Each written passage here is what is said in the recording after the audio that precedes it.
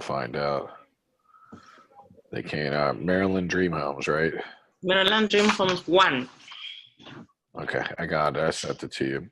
So you should have it in an email. Sorry. I don't know why the text wouldn't work. It was acting kind of weird.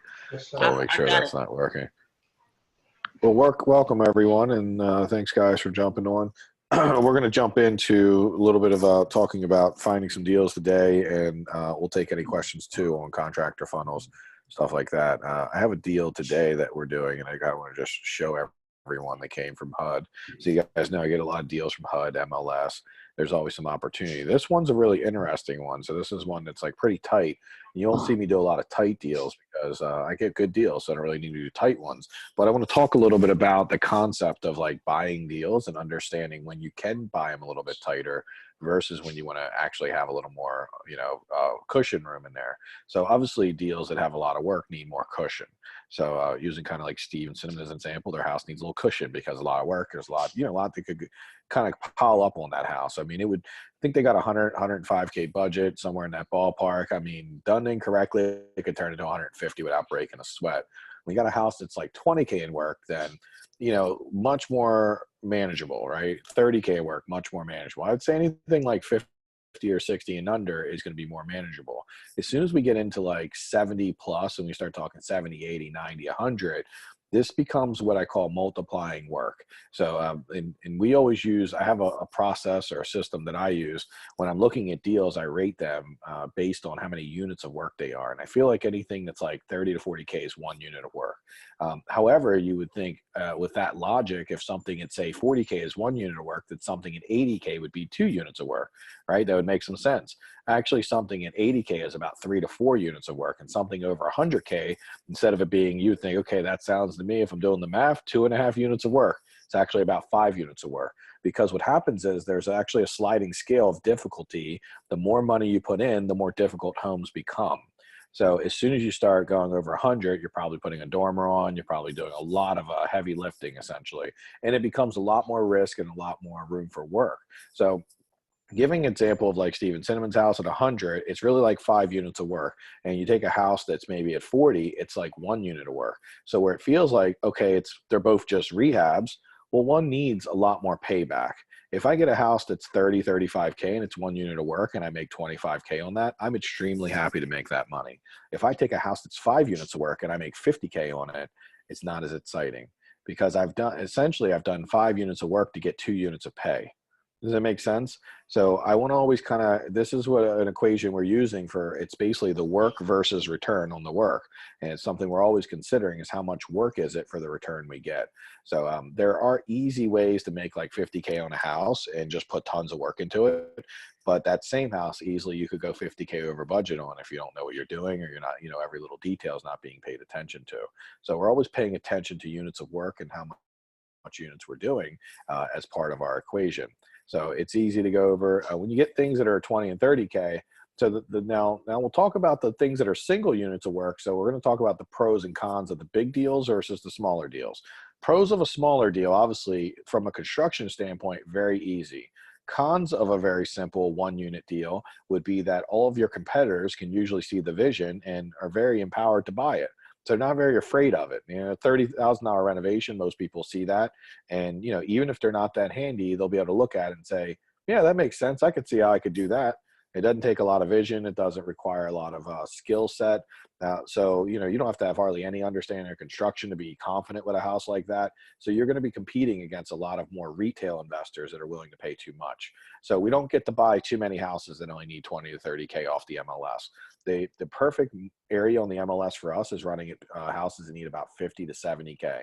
Right? That's going to be like our perfect area, because if it's well under 50, then it just gets too competitive. And, it's just too many people want to buy it and they're willing to pay too much. And ideally, if it gets well over 70, then it just becomes too much work. Now, we have a lot of opportunity at houses that are $80,000 to $110,000 of renovation on the MLS. I would even go as far as saying that if you're buying houses that are 80 to 100K, it doesn't even require a lot of skill, because at the end of the day, those are readily available because most of your competition are seeing those properties and not just saying, I don't want to do that. It's too much work. I'll just let someone else do that. And when you're looking at this, a great example, when I first hired my acquisitions guy, Dave, about 5 years ago, he first started working for me back in the day. I told him, look, we want to make 25K minimum on a house, and go find me some deals. And I gave him a deal analyzer, and he was a finance major. And he come back and he's like, I found two. And I was like, well, it was like, are they making 25K? And he's like, yeah, look, they make 25K. And he got the comps right. He even got the budget right on how much the work was. He was like, I was pretty impressed. The thing that didn't make sense and I didn't understand at the time was the units of work. So both of the deals he found me were like, buy for 50, put 150 in work in, and then they're worth 300, and they're maybe like 270 or something. And they would make 25K after doing all that work. And I was like, these aren't good deals. He naturally went and found these really hard deals for 25K. He's like, you said 25K, tell me where I'm wrong. And that's where we started understanding the balance of units of work and how much work needs to be done. So we realize now, like, you can all day, even like Dave is a new acquisitions guy, could all day find deals that you buy and make 25K on that require 100K in work, 125K in work. That was not hard to do at all. Now, the perfect balance is that, like I said, 40 to 70 is like almost what I call my perfect little area I want to be in, because I know that 40 to 70 is enough work that I can get a deal, but not so much work that I'm going to be drowned in headaches and issues. Right? And then we learn how to manage 40 to 70 in work. We learn how to manage it very efficiently, just do it very, in the perfect amount of work. So with that being said, as we're buying, I want you guys to consider that. So anytime you're spending a ton of money on a house and a ton of your time and work, for your first deal, it's a great experience, but long term, you want to do less. In my first house, I spent a couple 100 hours in it. I spent a lot of every waking minute of my personal time for 4 to 5 months doing it. And I'm glad I did it, but I'll tell you, I quickly had to stop doing that. I had to start delegating. I had to start, building better systems and teams and people around me that I didn't have to be in the house that much. Because what I found, because of the people I was hiring, because I didn't have a good funnel and I didn't really understand how to hire good people, I was taking on people that weren't great, and I still was able to get the flip done, but I had to be there every day to keep an eye on them, because if I wasn't, things kind of just always went wrong. And it was just a lot of consequence for not being there. So as we start to understand that our perfect little area is like 40 to 70K in work, that's going to be one of our avatars that we think about when we're looking for homes. So if we're looking for homes that are kind of done, or that's going to be hard to find that. And if we're also looking at homes that are way too much work, like 21218 area, and it needs 150K in renovation because it's a 3,500 square foot home, well, yeah, you can probably find some deals on that, but the bottom line is that's a lot to take on as your first flip. But honestly, I pass on those today. Not that I can't do them. I just rarely ever see the amount of profit necessary. Now, with that being said, if you get a good enough deal, what I loved about Steve and Cinnamon's deal is that, yes, it's a lot of work, but it had a lot of upside. They basically bought it for like 70K. They're putting like 100 in it. They're 170K in. It's worth like 290, and they have comps, and the comps keep coming. So there's like well over 100K spread there. And of that, obviously, a lot of people get part of that. And, they're going to, depending on how they manage through the 100K, that's going to be a big determining factor too, is going to be nailing down the budget, making sure it doesn't get blown out. But if they're able to keep that on budget, sell it for what it's going to sell for, which I don't have any doubt, their layout's already really awesome. Their design, I'm sure, will be great. It's going to make them really good profit. So yes, it's a lot of work, but the deal actually makes sense because they're going to make profit in according to the units of work they're doing. So I don't fear away from 150K renovation, but in reality, you should be making about 75, 80K on that for you to even consider doing it. And most of the time, you're only going to see like a 40 or 50K profit on a deal like that, because there's someone else out there that says, oh, I'm making 50K, I'll take it on. But they're not recognizing that that's like 7 or 8 units of work. So effectively, it's like they've done 3 or 4 rehabs. I had an ex-student back in the day, and he didn't do this while he was a student. This was him doing it after he was a student. And he actually even ran it by me, which was funny enough. And I told him not to do it, and he did it anyhow. And he kind of came back to me like a year and a half later and said, oh, I did it.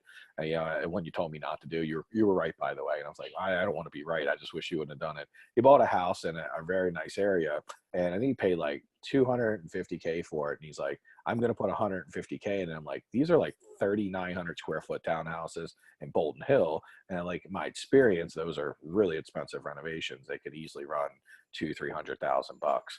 Well, he came back like 18 months later. That's how long it took him to do it. And he's like, yeah, it kind of came in around like $250,000, not 150,000. and the deal was not even good to start with. So as I was talking to him of like, I said, first of all, even if you are at 150, which I doubt, your ARV seems too high. All these assumptions seem off. And he just, an agent talked him into it. It's not like an uncommon story. The agent kind of told him that I was wrong and that like, oh, Mike doesn't know the area like I do. And bottom line is, so of course he called me when that agent had it listed for 9 months and didn't sell it. And now he's in a position, I don't really know what he's going to do with it because his comps are like 100K off and he spent 100K more than he should. He's going to probably lose money. He's probably about $80,000 upside down. And then I'm not listening to me, obviously listening to someone who has experience and sees things clearly is something you should consider because there's always opportunities out there to get good deals. And we don't have to take and sell our soul to get a flip. We should be very disciplined and wait for a flip that makes sense. Like if it doesn't make sense to me, then obviously there's a reason for it. And, obviously you'd want to take flips that make sense. And if it does make sense, certainly tell you. I'm not like, I don't love like, Steven Cinnamon's deal is a lot of work, but it's a lot of profit. So I'm totally down with it. Samir's deal is a lot of work, but it ended up being a pretty good profit and worthwhile. So these are harder deals, but they also had good upside. And these are good deals that make a lot of sense. And they're not anywhere near as hard as the deal we were just talking about in the case study with my, very, very old student. He was like my first student. He actually did like my 8-week program that we had back in the day, the Jumpstart. So he wasn't like a mastermind student where he really got into the deep, deep stuff and understood. So he was left not really knowing how to find deals because he didn't come into any of the higher level stuff. And he was just a friend and a nice guy and someone I loved helping. And just a very bad result because he kind of fell into that common thing that happens where, he was looking at like, I can make 100K. And I'm like, time it's all chopped up, it's going to be like 50. He's like, well, 50 is not bad. I'm like, it kind of is bad. And especially when you have the ability to go 100K over budget, which he, by the way, did. And it looks like your ARV is like 100K off. So I don't know what the outcome's going to be. I think he might be refining it and renting it and waiting for it to, go up in value over the next 10 or 20 years. I really don't know what he's doing because he called me recently and I just didn't have an answer for him. I don't know how to fix things that are unfixable. What I can teach you to do is if you bring me something before you make a decision, I can give you advice and I can really give you great strategy and I can really help you out. But once you've actually gotten to the point where you've not only did you not, not just buy it, but you've actually fully renovated. And so there was just so many things that went wrong there, unfortunately. And that's not uncommon, by the way. So part of what I hope and think that we always want to strive to be better at is being more thoughtful, more strategic than our average competitor. Because I know if we can be, and if we can be really thoughtful and we can follow this system and every day we can work on being better. This journey doesn't end. This is a 4 or 5 month program. We work together. This journey doesn't end here because in 4 or 5 months, you just learn enough to be dangerous. You're learning enough to get a deal. And obviously there's, you'll have to keep working on your craft for a long time, forever. I still work on it today, 11 years later. And it'll be your choice whether you want to do that with someone or not, or want to do it on your own. I did it on my own for a couple of years and it cost me a lot of money. So now I don't do it on my own. And I'm very experienced, but I don't do it on my own because I recognize that, when it's not on my own, I do better. And I've had to grow out of my old hood thinking where I was like, when I was poor, I just looked at like anything I spent as an expense. And now I understand some things are expenses. Vehicles are expenses, trips are expenses. Like investing in real estate, investing in rentals, investing in a coach, or, strategically investing in my business. That's not an expense. That's actually an investment because I've never invested money like that and not gotten it back.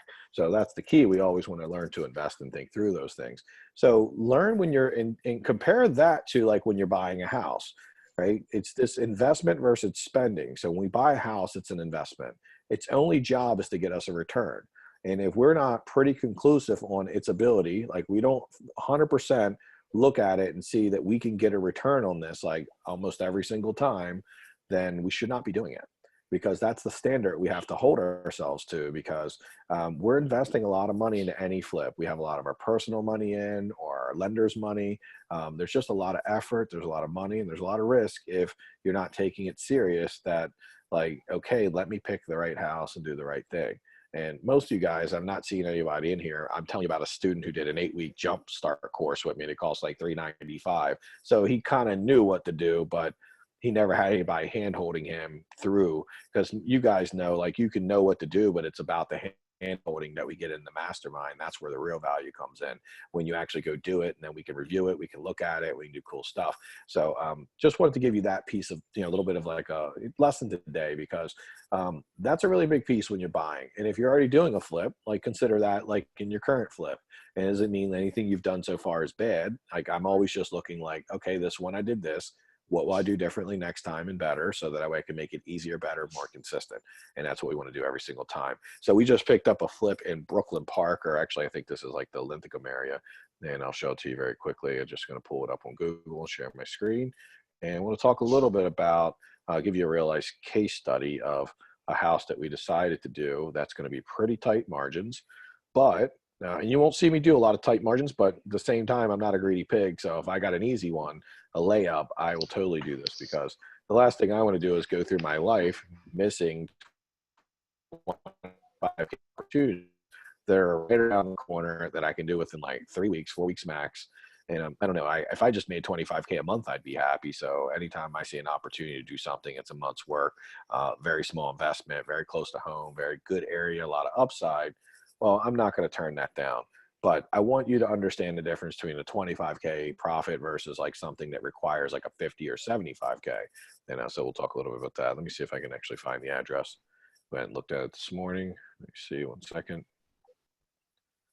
It's on there. I think I know it, but I want to make sure I get it right. 1 second, guys.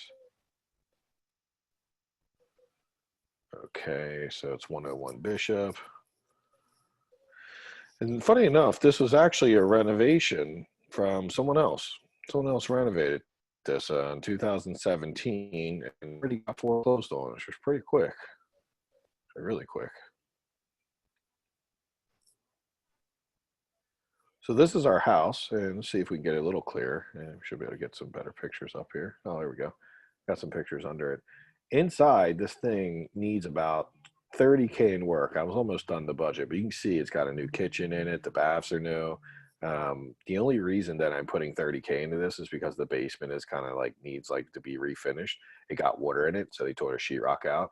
You see, and then this master suite doesn't have a bathroom in it. So my opinion is I want to get this re-sheetrocked to get the water problem fixed. The flooring in the house, that up here, if you look, this flooring looks good, but when you go in, it's not. It kind of got water damaged also. So I got to take care of some flooring. I'm going to save a lot of things and keep this really simple. Right here, you can see this right here is where I'm going to throw like a nice little dormer. You guys see my cursor? And I'm going to put a nice little dormer here for a bathroom. It takes like 3 days to do that dormer, and it's going to cost me about 4K to put one in there, maybe like 10 foot, 12 foot long. And that'll allow me to, when you walk up those steps, you'll have a nice master suite. We'll have a bathroom. And a pretty simple process, right? It's really easy. They just cut the roof out. They go from this point over here, and they come out just, sorry, thinks I want to do that. They'll come from that point over there, and it just comes down like that. And it allows this upstairs to have, use this space right here that's not being used. And we can put a nice master bath in there, and maybe even a master closet also. So we'll probably make it big enough to do both. And so always nice to do that, because now this upstairs, it has no bathroom. I can put another bath. And on the first floor, let's see if we can actually see it.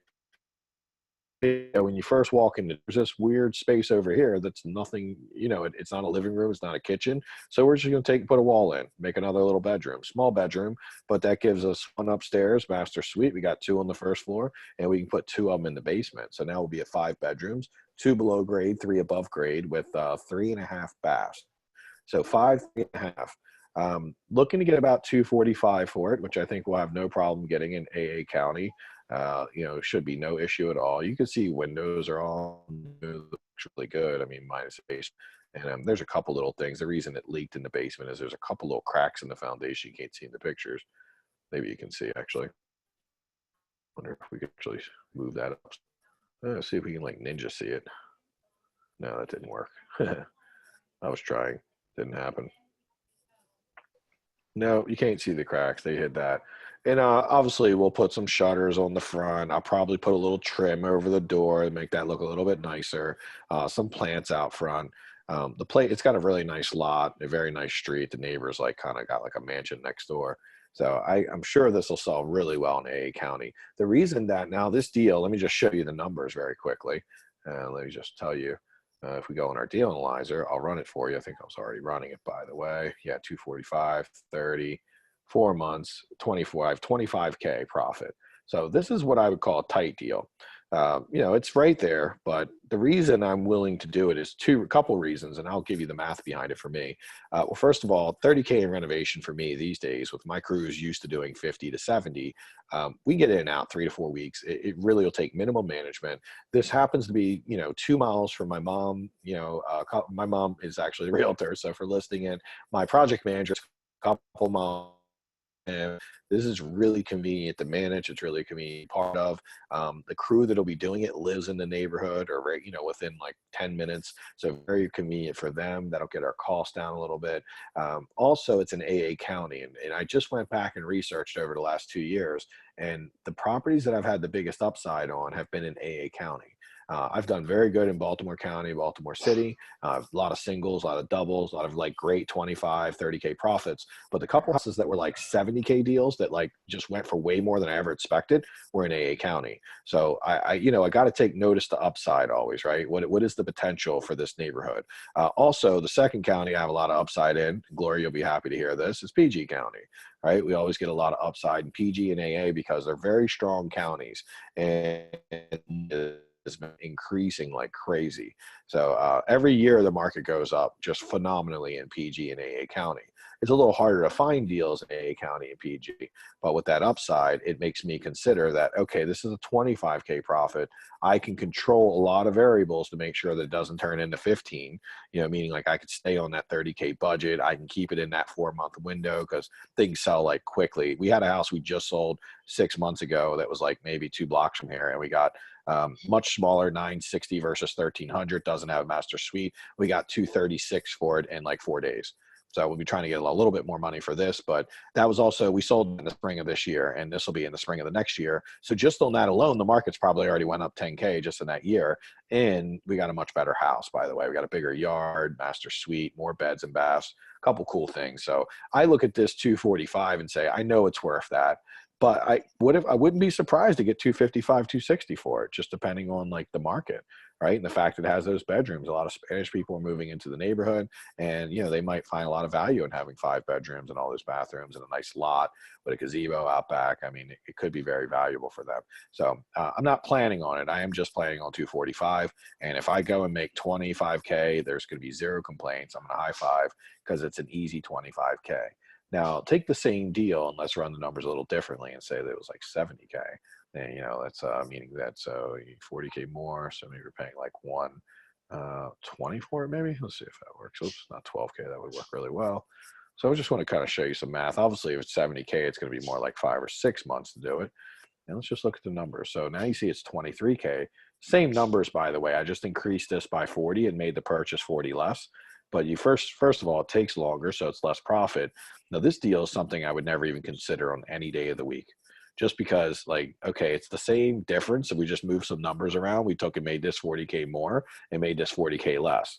And so it's the same kind of random numbers, right? Ratios of numbers. But the thing that's changed is the balance of how much we're putting into the renovation, meaning there's a lot more risk. There's a lot more headaches here. So we probably on this would be in the ballpark of maybe like a 105 offer if we were doing this deal and that was the number. So you can see it's like 40K because we always want to make about 50% roughly of the work. And I might go a little higher than 105 with it being a county.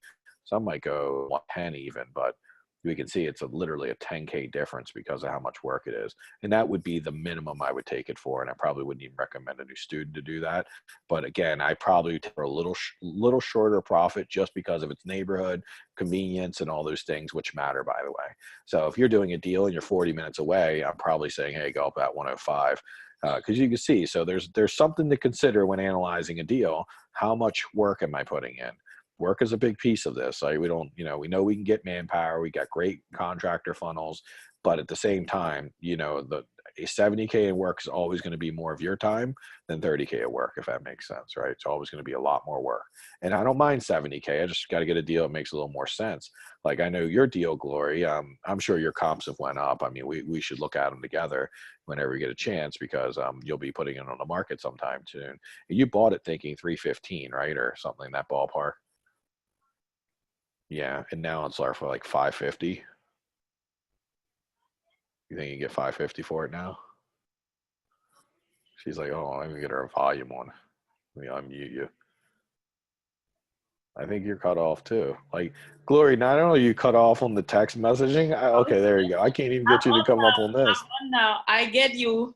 I was thinking 315, but I'm still looking at maybe 320, 325 in the low three.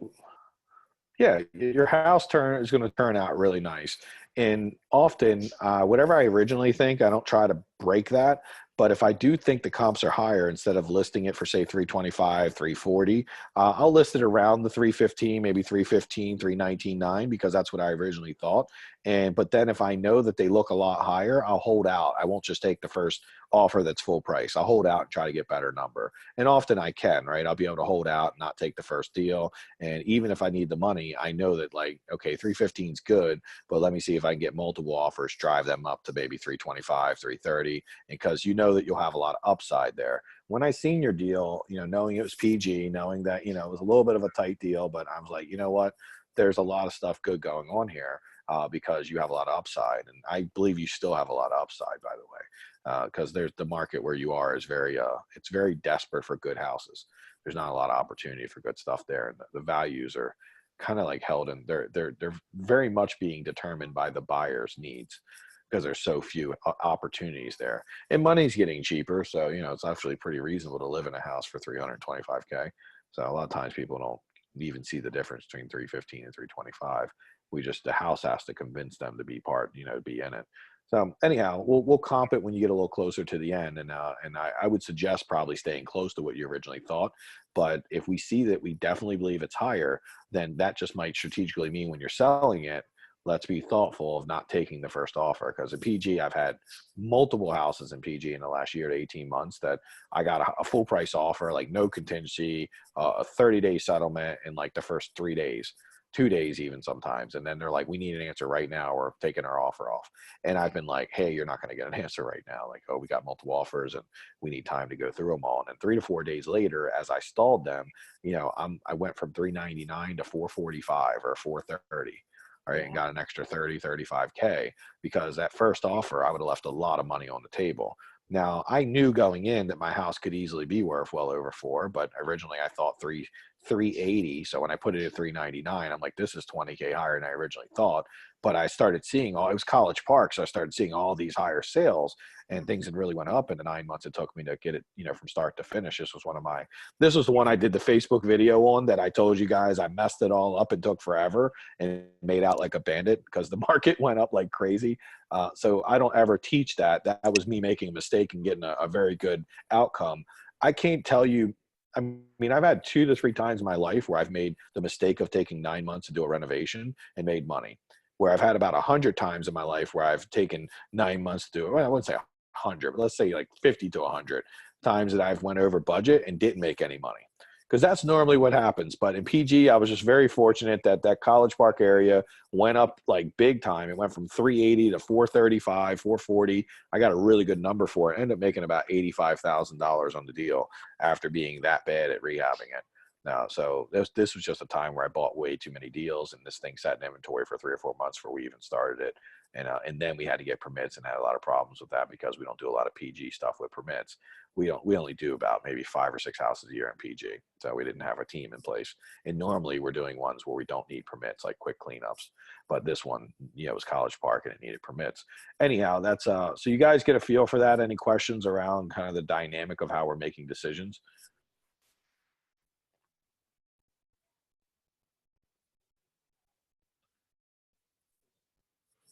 Awesome. Well, I wanted to show you that deal that we picked up this morning, $1,000 deposit. And we bought that for 160. We're going to be putting 30 in and selling it for like 245. So again, really tight deal. About 55K spread roughly. Total gross spread going to weed down to about 25K in net profit. And totally cool with that, by the way. And I'll let you know the outcome. I know the area well enough that I don't think I'm going to have any weird, I can go back and look at the last like 50 deals I've done in that area, and I don't really have any bad stories. So that area always kind of outperforms what I expect. How about some general questions? Anything I can help with? Construction, anything you guys are working on? Mike, I sent you some drawings. You said we are going to review it in class today. Let's do it then. I don't want to be a liar, so let me knock it out. Yeah, let me pull up my email. We did say that. Let's see. So, oh, your drawings. I did have a question about it. I'd already kind of reviewed them, but I had a few questions for you on them, and we'll mark them up. And this is a big part. So, Gloria's doing sending me drawings of a new house she got. And it's really important because, like, anytime you do a house, especially if it's tricky, maximizing the layout is really big. We want to do this obviously after you're under contract, but right now she gets the time between now and settlement. I think she just settled it, but before she starts it, she gets the time to figure out like what is the absolute best plan for this house. And that's a really big deal, by the way, because a lot of times people do not do that, and they just kind of throw it together and do it pretty quickly. We don't believe in that. We really want to go above and beyond on these drawings and make sure they're as good as possible. So let's see. You think everyone can see this? I think they can. Just making sure. Let me. Seems actually if I actually minimize it, it'll get bigger. It's kind of weird, but so this is the first floor, everyone, and normally we got room. Already, I was thinking on the first floor that I'm assuming you're probably thinking this too, that you might be incorporating areas. Yes. Okay, so you only have one bedroom on the first floor the way it stands. What I would consider, and this is what I have done in the past is, and I think you just did this on your house, I would consider moving the kitchen to this space. I don't really know all of it or what it is, but you could probably maybe have the kitchen on this wall and then make this the dining room because that's a little too small to be a kitchen.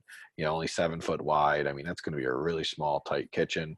We're okay having a smaller dining room, but we really want this open layout. We want the living room and kitchen to feel really great and big. And if you do it here, you can put an island. You can have, you know, that little seating there, and you can go and throw a little dining room table over here. So that'd be my recommendation for the first floor, just so you can get kind of optimize that out. The issue is then you bring your what does that say right there? DENT. It's a little, you know, Den. little Oh, it's a den. Okay, it's actually a finished room that goes out to the back porch. Yeah, but it's so small. Okay, yeah, it doesn't look big. It doesn't look like there's much to it. Okay, you got 1, 2, 3, 4, 5, 6, 7. Yeah, 7 by 6 or something. Okay. So maybe what could be done there is you could put a pantry there or something would be nice, or you might have like put some closets on each side where they could store like, you know, the big things like your crock pots and stuff like that. It wouldn't cost very much to do that. So that could be something, or it could just be a little sunroom to sit and drink your coffee. You know, maybe it's like perfect for that. And you take this wall from the kitchen, try to open it up a little bit so you can incorporate this space into each other and open it up. When we do any house, we want to get rid of all these walls here. So you can see, like obviously I'm going to do a little markup very quick. Let me see, I go to chat and see what that is. But the walls, Why is dining room so far from kitchen? the Because, walls, well, I mean, it just is, PD. Sorry, go ahead. Say that the again. wall, the wall leading to the den is an outside wall, like it's like the main building. So Okay. we cannot break that, right? You can break that. Yes. It's no different than any other wall. I mean, maybe it's a little more complicated, but you can open it up and make it parts so you have there, so you can easily break it and just put a beam there. The question PD asks is, why is the kitchen so far away from the dining room? Well, because we don't really have a choice. I wish we did, but I mean, it would be ideal if the dining room and kitchen and all this was together, but we are being limited a little bit by what we're, you know, our current, you know, without ripping this thing all apart and destroying everything and starting from scratch. We're trying to work within the confound of what we have. Her being in a super hot neighborhood, I don't think too many people, if we get a nice island here with chairs, that's what they're going to use most of the time. This will just be a little more of a formal place they could throw a little dining room. And, you know, obviously it's not ideal, but I wouldn't say this is going to kill the deal. So obviously you could open this or not open this, Gloria. It'll be up to you, but you could easily open that to the den and make that space incorporated. I've commonly had like little finished porches where I had no dining room and I had to open that wall up to the outside and then make this a dining room. And that was actually how I optimized space on that really small one you guys seen I did not too long ago, because I took and made that a dining. Now this is too small to make a dining room, but you know, let's say it was a little bigger, like a lot of times it is, you know, you could easily open that up and then make that a dining room if you didn't have the space. So this isn't perfect, PD, so good catch on that, but it's all we have. We're always looking and saying, could we make that work? So we know like we're going to get rid of this stuff, right? We know we're getting rid of these walls. Because in general, we want to get rid of those. We're getting rid of this wall. All right, and I'm just giving you guys the best I got here. It's yeah, oops, yeah, we'll do it like that. We know we're getting rid of like this wall. The stair is funny. The stair, we'll have to move the stair to this other side because this stair is like in that room, and I wanted to make that room a master suite. Is it in this room here? You're saying it's right there? Yeah. That weird little turn? Okay. Yeah, that would be, so, okay, we got to figure that out then. Then maybe what can be done is the door to this room could be put here. So let's look at it like this. I think the simplest thing would be just something like this. Right, make the room like, oh, look, it straightened itself out. I didn't even know it did that. You can put the door here, right? Let's just call that a door. I don't know how to use this markup thing quite yet. And then I'm sure there's some way we can get the steps in this space here. Yeah, because usually only about 3-4 feet. So you might be able to make this the steps somehow. I mean, you'll have to look at it and see. Oops, moving stuff around, but that could be the steps. We'll look into talk about that too. But generally, you see we're just moving and opening this up. And little details like this, we know we have the space to get the steps in there, maybe put the door right here somehow. And it hasn't changed things too much. So you can see this is pretty cool. Where Glory's done this on graph paper. I have something on my computer called markup. I don't even know if that's like just standard that came in my computer where I'm just marking it up. But this is just some basic drawings. And what we're doing by this is something that I think, would this take you maybe a half hour to an hour to do all these drawings, Glory, or how long did it take you roughly? It took me a whole Sunday, but No, not like a whole Sunday to do the drawings. What else were you doing? I had to measure the house and do like the 45 drawing. minutes. I got a question. Sure. Yeah, so from the main entrance, so this drawing from the main entrance to come in, do you think it's better have some wall to block the view and don't let people come just to see everything from inside? I mean, I think it's, not only do I think it's not better, I think it's like the worst thing you could ever do to have a wall when you first walk in the door. That's something that they used to do back in the day. It's like some weird way of closing things off. We, at all costs, want to get rid of any wall we can. Like, I don't believe in dividing space when it's small. The only time I've ever went into dividing spaces when I've had a house that was too big and like 3,700 square feet and needed like defined space because it was overly big. But the homes that we focus on like this that are small, they need to be made to look like they're bigger. Anything that's 1,000 to 2,000 square feet, I'm all about opening the space, making it feel bigger, and optimizing and creating things. So when we first walk in the door, what we want is and I think the door is right here, by the way. I'm pretty sure that's the front door. Is it? I think this no, that's a window. Where is the front door at? The other one right here. That's yeah, living room, and between living room and kitchen. This right here. Yeah, that's the door right there. Oh, that's the door in. So yeah, we'd want all this to be open, everything to be open as much as possible. When they first walk in the front door, the way we want it to go is we want them to look in and see everything, the great room. It just complete unobstructed view. If we can do that, we can't always do it, but when we have the option, like we easily do here, we'd want to get rid of all those walls and open it up.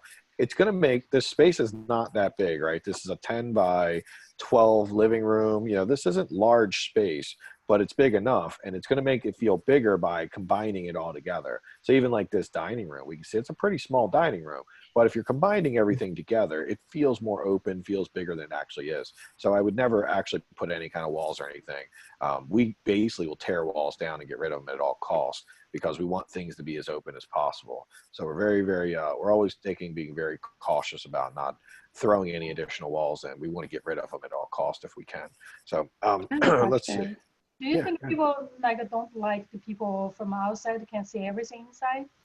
And I'm sorry. I think two people. Ashley, 1 second. I'll get to you. And what was your question? Yeah, I say do you think people feel uncomfortable? The people from outside can see just one room can see everything inside. No, I've never had that feedback before because that's what blinds are for. So you can just have blinds up, and we want things to be very open. We want to have windows. We want to be able to see things. People have actually given us the feedback. The more windows that are in the house, the better they feel. And if they don't like people looking in, that's going to be a personal preference. They put up blinds. The blinds still let natural light in through the blinds, but they block out any weirdos looking in the window. So no, we want people to see in from the outside and see it and just be like, oh, look at that house. It's so beautiful. We can see everything. because often that's what you want when they walk up to the house. You want them just seeing that house look so amazing when they first walk in. There's been zero feedback that like, oh, your house is too open or you have too many windows. We've actually heard exactly the opposite. People have said good things about it being open and they love it. They emotionally buy the house and pay too much when it has this open layout, and the more windows we can get, the better. So I mean, we never get rid of windows unless it's strategic, like we would get rid of this window so we can make a kitchen, but otherwise we want to keep any window we currently have, and then add them if we can, or add sliders and stuff. Even like this, like there might be room here to put a slider going out to that, or nothing at all because it's finished space. But so that's stuff we think about and consider. I don't know if that slider idea would be perfect there. So I'd open this up completely. Ashley, what was your question? So since you said you recommend moving the kitchen to that 9x11 space, would you consider switching the living room with that old kitchen area for the dining room? Like having the dining room be where the living room currently is? Yeah, the problem is the dining room. So here's how that's a good question. But when we're thinking of like the value of space, we know that we need around like a 12x12 for a living room. We can get away with a 7.3x10 for a dining room. That's like the 8x10 is what we call the minimum. So we're squeezing a little bit at 7.3. But if it would end up happening, we'd have a really big dining room, a really tiny kitchen. I mean, really tiny living room, because you wouldn't really be able to put a couch and a TV in this. It would be time you got the couch in, you wouldn't be able to get through it. So this is an area, I would say dining rooms, like not as many people at this price point are having like Sunday dinner. So it's more like people are just more functional. It's a first time home buyer house. So what I'm finding, even in my own personal house, I have a dining room table. Delante works from it, but I have to be honest, I think we've sat and eat at it like 4 times in like 18 months. We most of the time eat at that island we have that has 4 stools on it, and then we can see and interact with everyone. That's where me and him end up eating most of the time, whoever. So the practicality of having like the kitchen and the big island with the nice little stools is where most people will sit. And this just ends up being a place, if they feel like formally sitting down, they could. So I wouldn't do it for that reason, mostly because it is pretty important. And we also get this nice big, and our focus is the living room, kitchen are going to be the highest value. We've had houses where we don't even have dining rooms, and we basically incorporate it like an eating kitchen almost, like put a little table in a corner. And it's not ideal, but we've done it on very small homes that were like 900 square foot, where we just didn't have the ability to have the right amount of bedrooms and everything we needed. And we kind of lost like the dining room. Like even let's imagine like this space. So say we take this space and we had no dining room. What we would do is we'd add the living room, get rid of this wall. We could do, and by the way, I think this will be more than 9. I think by the time we take it all the way over to here, it'll be about 10 or 12. You could run 1 row of cabinets here. You could put an island or not, and then you'd probably have room to probably throw a dining room table right in the middle of the living room and everything, and like a small dining room table, and then have a couch that's floating and looking at like whatever this is, if that's a window or a fireplace. I'm not sure. Is that it's a window? So yeah, you could have a nice little floating couch looking at this, and that totally would work. Or if that's a window, then the couch could be back here and easily with little stuff there, and you'd have room to even throw in like a dining room table there if need be. I'm not saying do that, because I think we just use this space because it has no other purpose. So that would be my recommendation. The other question, Gloria, to jump back to your house, and that's first floor. That was the easy stuff. The basement. You got a room, you got living room. I think you kind of have what you're going to do in the basement, right? Did you have any changes you wanted to make down there? Or the basement is just so funny looking. I wanted to remove this utility room so that I can have 2 rooms there. Okay, what are you going to do with the utility room? Where are you going to put it otherwise? This block foundation that they added all around, I don't see the need for it, because the house has foundation issue. It's like that was an attempt to fix it, but it really did not fix it. I was thinking about like taking it all out, because it's just eating the space and it's not fixing the foundation problem in any way. Yeah, I would probably say that you're going to leave that there for the most part. The reason I say that is because, yes, even though it might not be doing a lot, it is extra support for what you have currently, and it's going to make it easier to fix your foundation if you keep this in. This is called benching. They basically put a bench wall there. It's like 3 foot high, and they're using it to try to support the foundation. It's basically kind of you know, generic way of doing foundation repair. And you're right, it's not perfect, but it's already there. And the fear I would have if you took it out, then you really might have to get into that foundation in a way you don't want to. Also, by getting this like 3 foot back around this perimeter, it's not really going to give you a utility room, to be honest. What we are looking at, let's see how big this is right now. 1, 2, 3, 4, 5, 6, 7, 8, 9, 10, 11. What are you waiting for? 1, 2, 3, 4, 5, 6, 7, 8, 9, 10, 11, 12, 13, 14, 15. So about 13 by 15. And I think somebody's having like some road rage. Oh, Sean, I knew it was you. I heard the voice. It's okay. Like, tell them to get on it and stop driving like a grandma up in here. It's like, come on. It's like it's green light. Let's go. Just use do the same thing with your contractors, okay? No, we weren't making fun of you, but it's kind of funny. Because I was going as fast as I can, Sean. I thought you were talking to me. I was like, that's as fast as I can go. All right, I'll put you on mute.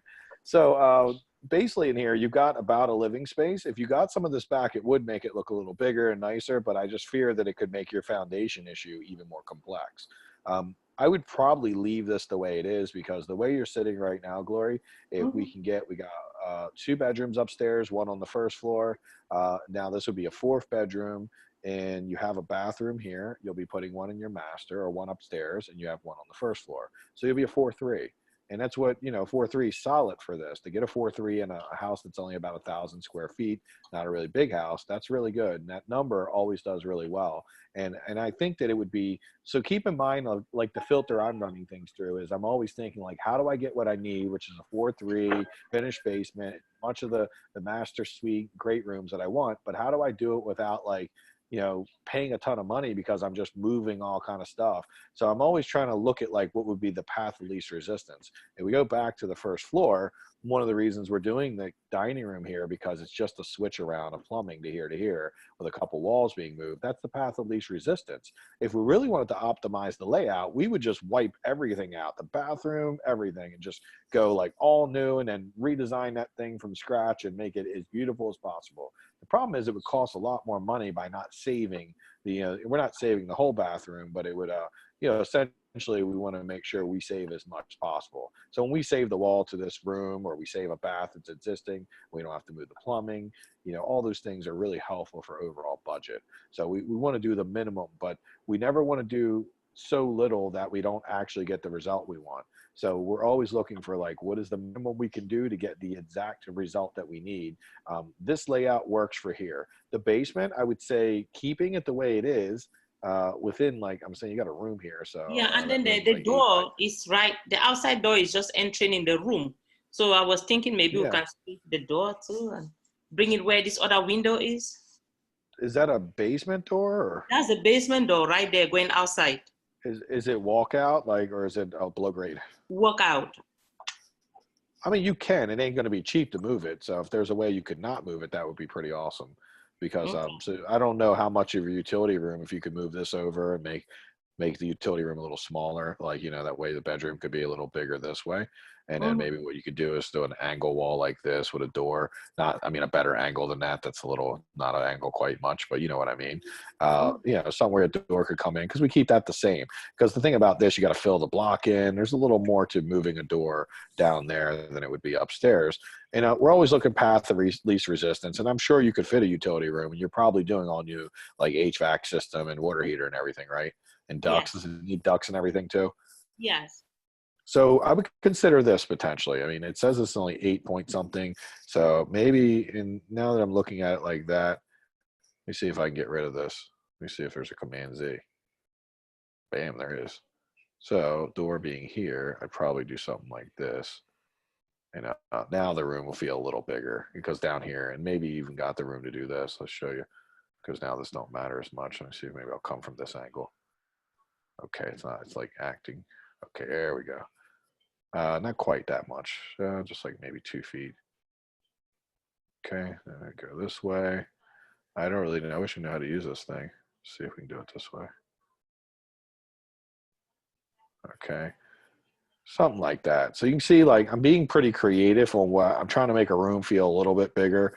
overall. And then, you know, it still leaves me plenty of living room here. We get a decent bedroom there. We're not moving as much. That is a little weird looking, obviously, the way I just did it, but and even now extending this like over here. I don't really know what I'm doing, honestly, with this stuff. Need to get one I know how to use better. So you can see it would just give us more of a utility room here. We can get our washer and dryer in there. We can have a room big enough here. It's a little tight right there, but with it being longer now, you could easily just throw like a closet in like this, like a little wall closet. Now you got all this space and it feels bigger, right? You can put the door over here, by the way. Door don't have to be near this door. You can just put the door in this area right here. And now you're coming into a room that'll feel pretty big. You got a nice utility room, and you've got a nice living space down here. It's pretty solid living space. You got your bathroom, you got everything you need, and this wouldn't be a lot of changing. This would be cheap framing changes, right? Very cheap, because see, it's only like probably $500 to $700 to do these framing changes. As soon as you start doing this, that could be $1,000 or $1,500 just for that one change. So you can see how I'm trying to do this and keep it as minimum as possible. And then keeping that block, I think that's going to make your foundation job a lot less a headache, because the block will stay there and then you'll just try to figure out how to clean it up and fix it. Now we're going to go to the last part. So Glory's house is a great example of layout, because hers is not easy, right? I mean, we go over some easy layouts. Well, hers is not an easy layout by any means. And probably the reason she got this deal is because it's not an easy layout. And now I'm glad, because that's how we want to do this, right? We want stuff that's not easy. The only questions I had on this upstairs is, I see the space here, which looks like it's well, it looks like to me it's about 20 feet by 12. But is this actually floor space too up here? The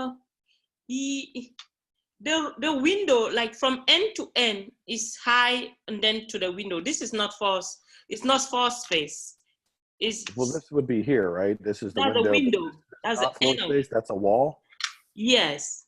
So your actual floor space is just 20 foot by 12. 20 foot this way, 19, 20 foot that way, and then 12 foot wide. No, it comes to the end where the window is. That long So line. it does come to the end then. So that's Yes. good. So then actually the floor space is more like looks like the 27 or Yes. like 3 more feet. So 27 works, because I was like, if it's 20, I couldn't figure out how to make it work if it's 20. But if you've got 12 by 27, that's different then, because we're walking up. We can create a hallway, 2 bedrooms, and a bath back here. And I think what you're going to need to do is probably, so I'm going to try to draw this the best I can. And you guys hopefully, let's see. You know, that's why I need to get like an iPad. I could probably do this stuff on an iPad. I'm going to start doing these. I've been trying to find a reason to buy a $1,500 iPad. And now I'm like, yeah, I could do my coaching calls, and I'd be able to do the sketch drawing. I'd probably give a Zoom. Man, you guys, see, you know, the #1 salesperson in the world. Like, I don't think anyone's ever closed me on anything. Like, I'm so resistant if somebody tries to sell me something. I'll be like, you know what? You're trying to sell me something, and it's such a good deal, but I don't want it, because like I'll never buy it if you try to sell it to me. But the #1 salesperson is myself. I'll convince myself to buy it every day. Like, I'm sitting there finding reasons to buy this iPad, and like how awesome it would be. I could probably because I could be sketching right now, and I would be sitting there trying to figure out what I'm trying to do. And maybe I need to mark up again. All right, so what I'm thinking is ballpark, like you would do an addition from that point, and you'd bring it all the way down like this. And I don't know if you need to go all the way across, but you could. And that what that does, you would gain all this floor space here, right? You're gaining all this and this, which makes it more possible to put a bathroom up here. And actually, you probably are going to do it across the whole 27 feet, to be honest. So likely you might even do it like, let's see, I messed it all up somehow. So I'll just start a new one. So maybe even like that. So what's happening is now you're gaining all this additional space, because this is a roof, and she's doing the same thing on the roof that I told you guys to do on that roof that you showed you the sample house I was doing. It's coming from the peak and coming out. So it creates additional space. So you're gaining all this dead space, all this dead space. And now if you do it this way, it's pretty simple to have like a, it's really simple to have a hallway. I'm trying to think real quick. I want to make sure I get it right for you guys. So that'd be like a hallway like this. Let's see. Hallways are generally 4 foot, so let's just run 4 feet. Just doing some real basic designs. Glory's like, you're a master designer, aren't you? No, I'm not. Like, not with this thing, at least. And we know we need the bathroom that right from this point. Well, we probably can take and make, so we would just do the bathroom like 8 feet. So the bathroom is going to be something in the ballpark of like this. is what I think it would be, something like that. And I'm just giving you some rough numbers here. You know, this is super weird looking, by the way. But what you can't see is that she would gain all this bedroom. She'd gain all that as being bedroom one. And crap, so I don't know how to make little things to connect these. She gains all this as a bedroom. And we need to work with this a little bit, Glory. But I think if you can put a dormer across this whole back, you would gain the space to put a bathroom somewhere. You cannot put the bathroom on this side because the angle ceilings will still be there. So the bathroom is pretty much needs to be on this side, and it kind of has to be in the middle because we want the other bedrooms to be, you know, usable. What I do think we might be able to do, because we don't need a hallway this big, is we might be able to, instead of making a 4-foot hallway, actually, let me Command Z it. Bam. All right, I got another idea, which I think might be better. The stair that is there is so stiff. The stair we have there now is so stiff. Well, remember, we're going to do a new one, so don't worry about that too much. 1, 2, 3, 4, 5, 6, 7, 8. There we go. So you basically can take and this would be your bathroom right here. Now it's going to give you more bedroom. And shorter hall, because we don't need a long hall. We just use a bathroom like that. You know, you put a tub against the back wall. God, I wish I could draw better on this thing. So that's going to be the tub. And then obviously you would just do like a toilet and a vanity here. Sure. That'll be impossible to show you, but that'd be like the vanity, and then you'd put the door down towards this side. So you can get an idea. That would be your bathroom. Now you got all this as bedroom, right? You got the little bit of slanted ceiling. These will be pretty substantial bedrooms now. You know, look like they'll be about 12 foot by like total, probably 12 by 15 or 16 each of them. And, you know, with the slanted ceiling being to the other side, which leaves them room to put their beds on this side. And you got 2 bedrooms now, but it will require you to put that big addition on. That addition is going to cost you about maybe 8 to 10 grand, but from the overall value of the home, it's going to definitely make the house value better. So we would want to recomp it based on that, because you would have a really nice 2-bedroom, 1-bath upstairs. Now you got a 1-1 on the first floor, 1-1 in the basement, and you've actually added 5 by 27. I don't know if anyone can do the quick math on that, but I think that's around like 140 square feet roughly that you're adding to the house in square footage, real square footage. So anytime you add 140 square feet, that's pretty impactful. That could be the difference in, you know, maybe getting another 10 or 15K for the house. So I think the 10K you might spend on doing this dormer clearly going to give you at least 10K in value, if not more. And it may be a lot more, because it might take your house from being an option for most people, you know, from not being an option for most people to being an option for more people. And which means you could get better offers on it. You could eventually get like a bidding war going. All those things could be possible. So Glory, look at what I've given you here, and let me see if I can save this and share it. I think I can. And this is super rough, obviously. I just, you know, you'll have to redraw it, make it right. I just don't know how to get rid of your stuff and all that. But let's just see, share, see what will happen if it'll actually share it to you. So some ideas there. Go back and now do some more research. Tell me what you think. Revised. So everything we do here, for if you're looking on this, we always try to do this stuff really quick and easy. Maybe it will not open that. Let me see, because sometimes you share the stuff, it doesn't open. Well, I'm sending it back to you the same way you sent it to me. But okay. So hopefully it will. But you got the idea, so you know, like I think you could remember it even if it doesn't open. Yes. All right, let's see. All right, somebody had a question. There we go. Let's see what the question was. No, one. All right, one so would you recommend we are going to keep the flush master beam suite or downstairs? wire when opened?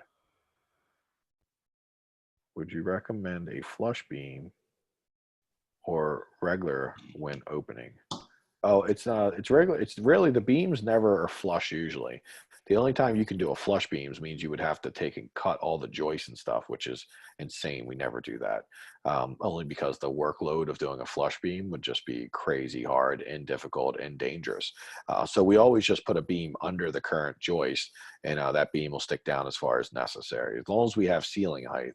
I've only done a flush beam like one time because it was going to require the ceiling height to be too low the way we were going to do it. So we had to do a flush beam. And it was kind of expensive. I think for a beam that normally costs $300 or $400, we spent like $1,500 or $2,000 doing it. But but it did open up the layout. So I would probably just say normal, regular beams for most openings. And they just kind of, you see the little beam coming down, it becomes like a little bulkhead. It's not a big deal. Generally got 8-foot ceilings, so it just comes down like 10 inches. Not a big deal. We did just one of my up rents, Christine, they did just get a beam put in contractor funnel. They found a contractor who was he was ready for some work, and they hired him yesterday. And picture this morning, they already had a beam put in, like a 14-foot beam that opened up the whole room. They had that done for $300, and he's doing a dormer. They're doing a dormer on the back of the house at Cape Cod, much like this. And I think their dormer is about 20 foot long, and he's doing that labor for $1,700. So it'll take him about 3 days. So pretty good deal on that, by the way. That's what the funnel, you just, they put it out cheap and then got someone to do it. So something to consider. What question were you asking, Gloria? I feel like I was jumping in. The basement height is 6.5. Is that a big problem? I mean, it's not good. I mean, it really depends if you're pulling permits, I'm assuming, probably, because you might not have the ability not to pull permits since you're doing a dormer. So obviously everything gets more complex when you pull permits. Because, and so what you could do in the basement is all those rooms you're putting down there. I've had this work, but it doesn't work. Don't name them as bedrooms. Say that they're not bedrooms, they're just storage space. And your permit, just whoever does your drawings, make sure they say, hey, this is storage space, it's not a bedroom. Mm-hmm. Call everything storage space down there, even though it'll be finished storage space that people can use, because the buyer is not going to care what it's named. The buyer's only going to care that it's usable, right? They're not going to care at all. They're just going to say, well, that's all finished. It has carpet and has sheetrock, and maybe leave the joists exposed like we always do and spray those black. And then just on your permit, just put everything as a storage space.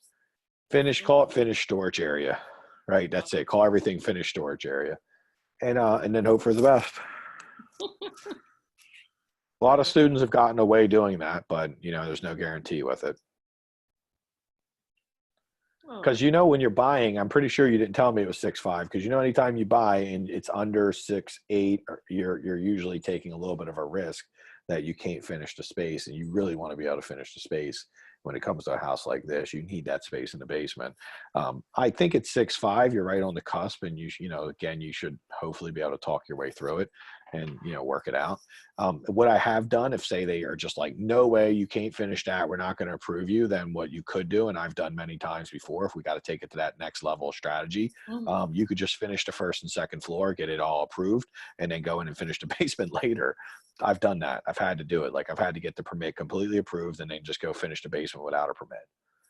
Because you don't really need the permits. The only reason we need permits, honestly, is because we don't get permits because we can't sell the house without a permit. We're getting permits because we know, like, we're basically assessing how likely we are to get caught.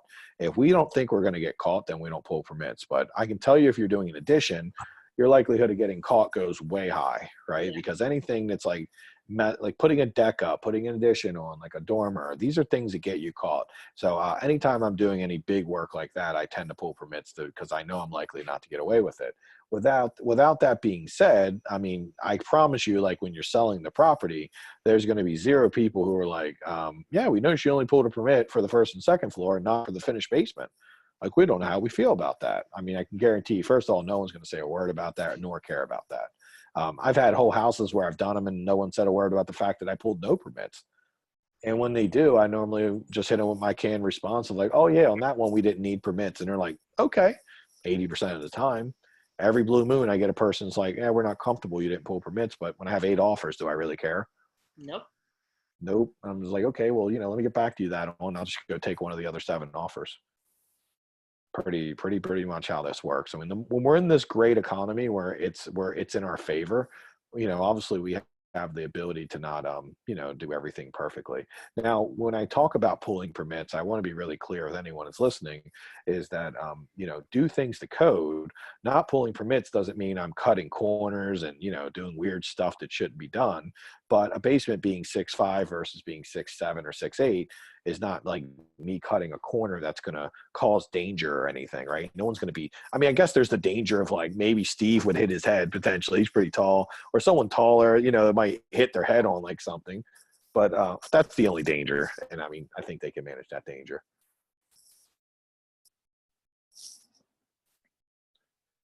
We just don't want to do like electrical cut corners, plumbing cut corners, because if you do ever get busted when you're not pulling permits, you want the inspector to come through and see that you were doing everything correctly. And things go a lot smoother and a lot easier to get it right if the work overall is pretty decent. If the work overall is like you've done everything wrong, then they're going to be much harder on you. Any additional questions about construction or anything else? Mike, I have a question. Yes. Do you ever do like 3/4 bathrooms, like particularly in the basement?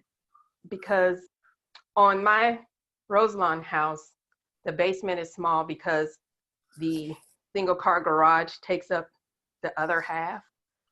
And Yep. so, and I live in Odenton, and I go and look at these brand new $400,000 townhouses and things, and they have, you know, the cheap builder grade stuff on the showers and stuff. And so, and it's kind We of a don't tight do that space. though. Just so you know, we can't do that because they get away with that because it's a new home and it's an Odenton, and it's, you know, it's so new homes get away with a lot of stuff. When they do the builder grade, they're getting away with that because they're a new home. People love buying new homes because it's new, and they're like, oh, it's new, so I won't have any problems. So they don't have to fix it up that nice. When we're taking an old renovated house like where you are, the quality of the renovation in that neighborhood, even though it's not the greatest neighborhood, is going to be very high end, and they're going to expect that you do everything properly. You can absolutely put a 3/4 bath, and I'm assuming you're talking about a stand-up shower versus a tub. Is that Right. what you mean by Yeah. 3/4? Okay, that's not usually a big deal, no. But I can tell you that usually stand-up showers don't really save you much space.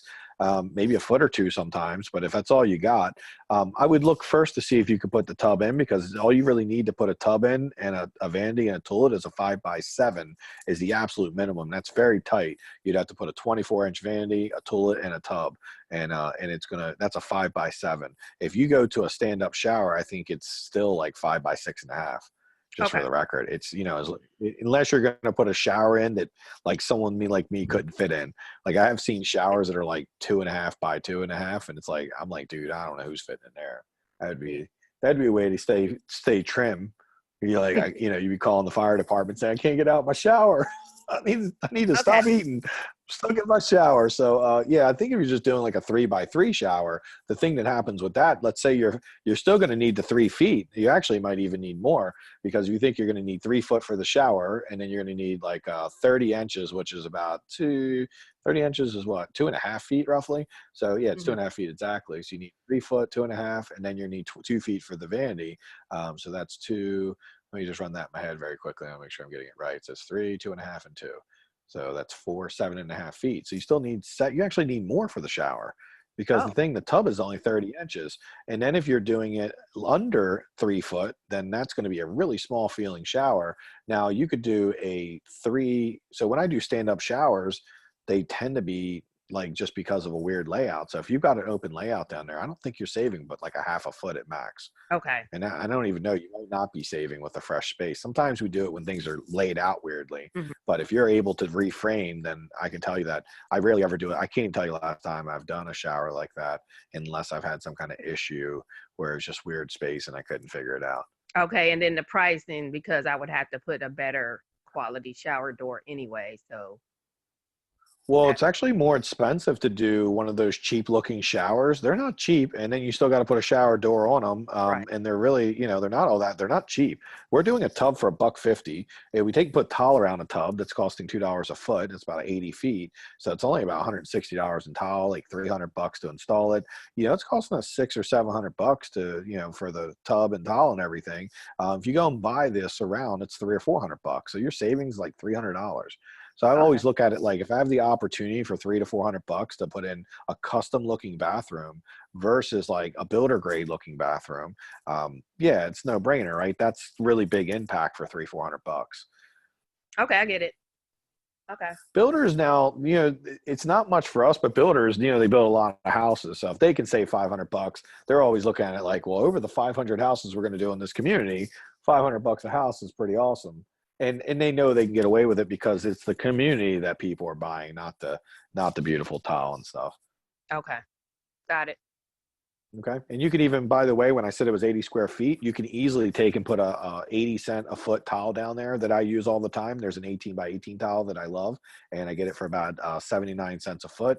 And you can put that down there, and now you'll be talking about $80 in tile, you know, plus like some grout and everything, you know, it'd be cheap. And again, it's better to have real tile and make it look custom than it is to take and put like a, you know, a cheap looking surround in. And because they're not all that cheap, by the way, they just look cheap. They're not cheap actually. So anyhow, Yeah, I that would be wasn't my thinking advice. that's around. I hate those things. Okay. Yeah, me too. All right, I get it. Yeah, so I think that's yeah, you could do those, but you're good to go. Okay. Any other All right. questions from anyone else? Yeah, Mike, I have a question. Hey, Ray. Regarding the kitchen layout, I just email you the two kinds. Do you think which one is more popular? I sent an email to you. I just Well, is one different than your current one you already had, or you're saying you're looking at something different than? yeah, I have two designs, so I like the most. Yeah. Let's take a look. You guys still see my screen? Okay, I think. Yeah, it's this kind. That's a very traditional. Are you asking? So let me ask you a question. Oh crap. Yeah. Are you asking as far as the cabinets, or when you say design, what do you mean, like the type Design, of cabinet? the layout, the cabinet's layout. So Okay. you can say from underneath that is. Are you most, talking about for your house? Yeah, for right now we are doing. We are planning to do. Well, I know you can't do an L in your house and do an L, and I know that you don't have room for that with the space you have. Yeah, we have to do this one, and another option is you can see the next picture.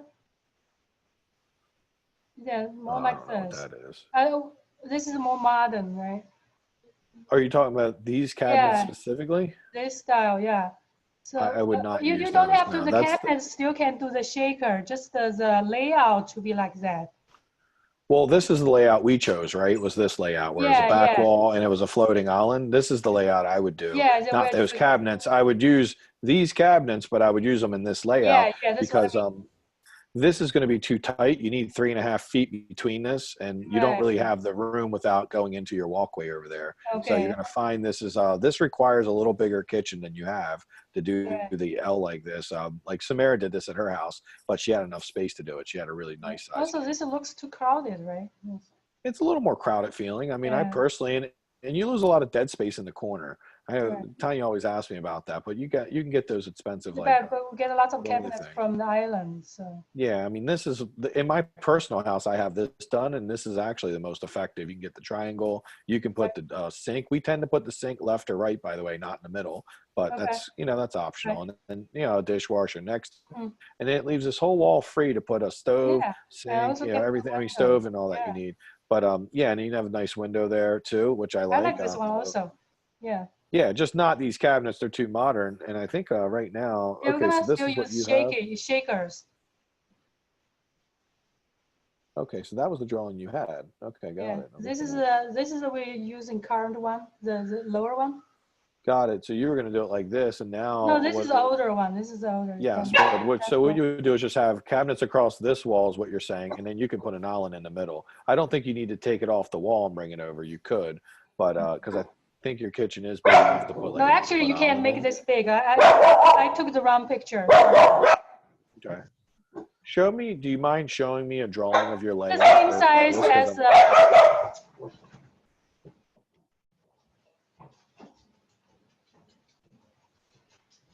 This is the old one, but this is still, well, here, we are drawing somewhere, right? Well, show me your drawing on, if you can do it on graph paper, that would be really helpful. And just show me how you'd like to lay it out and where you're putting all your, actually just choose the size of the cabinet, choose where you're putting your cabinet, your stove, your fridge, and everything.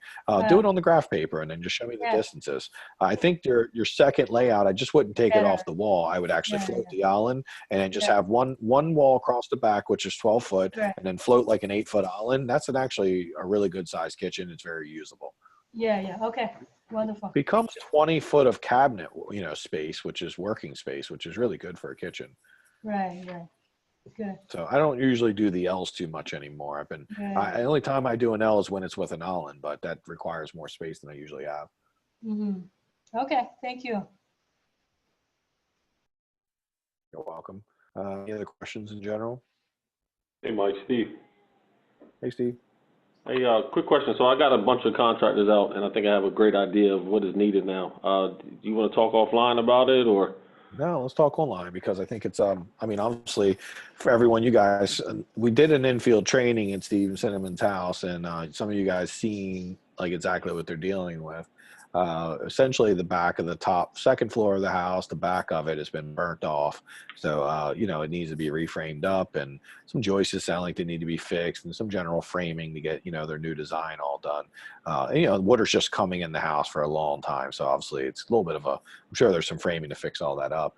Tell me a little bit about what you've come up with, and let's break it down. The reason that Steve's situation is very interesting is we generally have standardized pricing for everything, but Steve's situation is so unique that we have to customize price it, and we have to basically go out and do research and kind of get a feel and then create standardizing once we've done some research.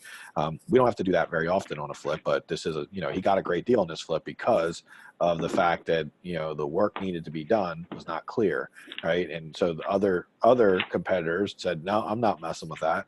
So Steve's seen it, sent them in, they're like, yeah, we don't care, we'll do anything. So maybe I gave you a false sense of like, I was like, they got Mike Gray as my coach, I can do anything, I don't care if it's falling over. No, it's all good. You can do it, by the way. So I'm glad. Thank you for that confidence. But yeah, seriously, man, it's work. So tell me what you've coming up with, and have you found that some people are telling you different things, or are you starting to hear kind of a similar, you know, pattern of what needs to be done? Yeah, I think we're starting to see a pattern. So it looks like the entire subfloor needs to be pulled up. There's holes in it. It's all dirty. It's wet. A lot of the joists or the beams can be second saved. floor or just a sub? Is it Yeah, second floor, subfloor, or just towards the back of the house? The middle floor for sure, the whole entire thing, and then I would say probably 60% of the upper floor, the second floor. Okay, got it. All right, so do subfloor. That's not too bad. Yeah, so probably 50% of the back, the joists or the beams need to be replaced for the roof. Probably the entire back half of the back room, all those joists need to be replaced. They're burnt or they're charred or they're just dry rotted. Okay. Yeah, so a lot of 2x8s, a lot of plywood. And I actually have a guy that wants me to give him a price. He said he's ready to start today. I really like him a lot. He actually took me to 2 properties that he just remodeled or just redid. But he wants me to give him the price. So I said, well, let me talk to my partner. Let me, you know, figure out something, get material costs, and then we'll go. So we're just talking about getting like the joist fixed, getting some plywood laid down, getting, you know, any joists repaired, and then reconstructing that roof and wall, and you know, all the framing in that room and stuff that got burnt up. Correct. Well, yeah, and then the entire house. Yeah, getting it closed up. I mean, that's going to be the first thing to do, right? And then putting some plywood on the roof. That's just the first thing you get. What I'm trying to do is break it down to something that's a little more easy for you to digest and understand, so you have clear understanding whether he's doing a good job or a bad job. Because maybe he's awesome, maybe he sucks though. We always have to keep that. Oh yeah. So what it sounds like to me, Mike. Okay, and what it sounds like to me is that middle level is going to have to be supported from the bottom first, so they can do the top level. Because that back end is just so flimsy and it could collapse. So when you say supported, they got to build some temporary walls under it. Yeah, some temporary stuff. Yep. Okay. Yeah, easy enough. That takes like an hour to do each wall. It's not no big deal. It's right. Quick and easy. Okay. Did he give you an idea how long he thought it would take him to do that one job of like getting all those joists done, the plywood, really just getting everything structurally sound, the outside walls structurally sound? Yeah, the 2 to 3 days it sounds like. That quick? He's got a lot of people? Yeah, some of them have 8 to 10. 8 to 10 people? Holy yeah. Shit, that's a lot. Okay, I mean, he's got 8 to 10. That sounds pretty, well, it would make sense because I would have thought that would have been like a week or 2 job, but I would have been thinking like 3 people, not 8 to 10. Okay. So let's run some math on it. We know that overall, what's your budget for your framing? What do you have in there for framing total? $12K. All right, well, sounds maybe we'll get it done cheaper. So you know that like you probably can start to do some quick math on like the sheets of that you need, and the 2x8s and all that. But if I had to guess, you probably got about $2,000 in wood to do this. Maybe it could be less, but I'm just taking a quick guess. And labor wise, I wouldn't, obviously 12K is for everything, by the way. That's labor, material, and that's the rest of the framing for the house. And there's a lot more framing to do. But if we could look at this, like if he's got 8 guys at $200, $600, $1,600 a day. I mean, I would say maybe tell him that you're looking to spend like maybe 3,000 or something. I don't know. See what he says. I mean, if he's not giving you a price, he'll come back at you. When they ask you for a price, it's always like, where are you at? Tell them like 3,000. Say, does that work for you? You knock it out pretty quick. See what they say. Maybe it's, maybe they're like, no, it needs to be 4 or 5. I don't know. Then you can get a feel for it. I don't know if I'd pay 5K in labor, because if you're at 3K to 4K and then you got about 2K in material, I'll put you at about 6K. That'll leave you a couple K to finish all the rest of the interior framing. The interior framing is really easy. And if you could do that for a fair price, then maybe you could say, hey, how about also doing all the interior framing too? So like I would start with negotiating one job, and maybe you could try to talk about doing the easy interior framing also and getting everything up to par, and what that would look like and how much that would cost. With the 12K, like everything we do, we put 12K in, but man, let's see if we can get it done for 7 or 8K or 9K, right? That's money saved, and we know you're going to need that money. So the negotiation I'd start with is just maybe 3,000 or 3,500 just for the labor of doing that plywood, doing some of those joists and everything. See what he says, come back to me, hit me up and say, hey, he said this instead or that. Because whenever they tell you to give them a price, then I always like to start a little bit low and then negotiate, because, otherwise they should have gave you a price. And so they'll let you know. My Spanish guys do the same thing. They're like, oh, what are you paying? And if I tell them something too low, like, we need to be a little bit more. But usually I got a feel for where they want to be. Once I've done that a few times. Yeah, Mike, and he made a comment. $3,500, maybe 4,000. Okay, it's good. Okay, yeah, he made a comment. So we went to go see a house down the street, and he made a comment. He did one of those the ceilings with all the squares in it. So he said it. The guy gave him 2,000, but he's like, I would have did it for 800. So I'm like, I don't want to, give him a price, and he's like, I would have did it for 15. So should I start even lower, like maybe 2,500, and see where he goes? Like you said, he's always going to counter, right? 3,000 is low for that. Oh, okay. No, 3,000 is low for that, dude. That works like 3 guys for a week and a half. That's like a lot of work, man. If you'll do it for 3,000, just be like, look, I don't ever want to, I don't care what he would have done it for, right? This is all about saying 3,000 is a really good price to get that place closed up and get all that work done. I would say whether he feels like he ripped you off, you'll feel like you ripped him off too. So you both feel good, right? There's no downside to that. We want them to think, oh, I would have done that for more, because that makes them happy. And then they'll be like, let's do the rest of the house. And honestly, doing a coffered ceiling, 2,000 is too much. I wouldn't pay somebody 2,000 to do a coffered ceiling. I'd be like maybe 1,000 or something. So 800 sounds like he's got good pricing. So talk to him about 3,000, just see what he says.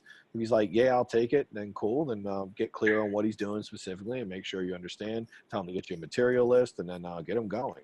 Right? Because he can make that look nice. And then as he's doing it, just make sure it's going to pass an inspection and all that, because you will need to get an inspection. And we can look at it. I'll talk to you about maybe trying to work looking at it with you and all that, and seeing what we can do. Okay.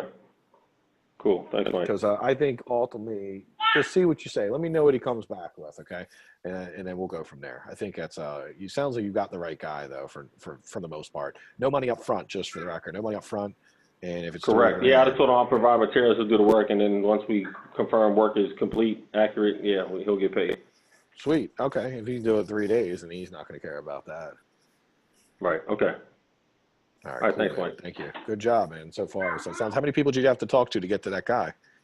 Well, I had 20 responses. So I probably talked to 15 or 16 of them. On the phone. Then how many did you meet in person? Probably about 5 or 6. Yeah, that's good numbers. So that sounds about right. 20 responses, talk to 15, meet 5 or 6. That's and one sounds pretty awesome. We'll see, but I mean that's good work, right? It's good work for the first one. Thanks, Mike. Yeah, you're welcome. How about everyone else? Anything else I can jump into? Hey, Wade.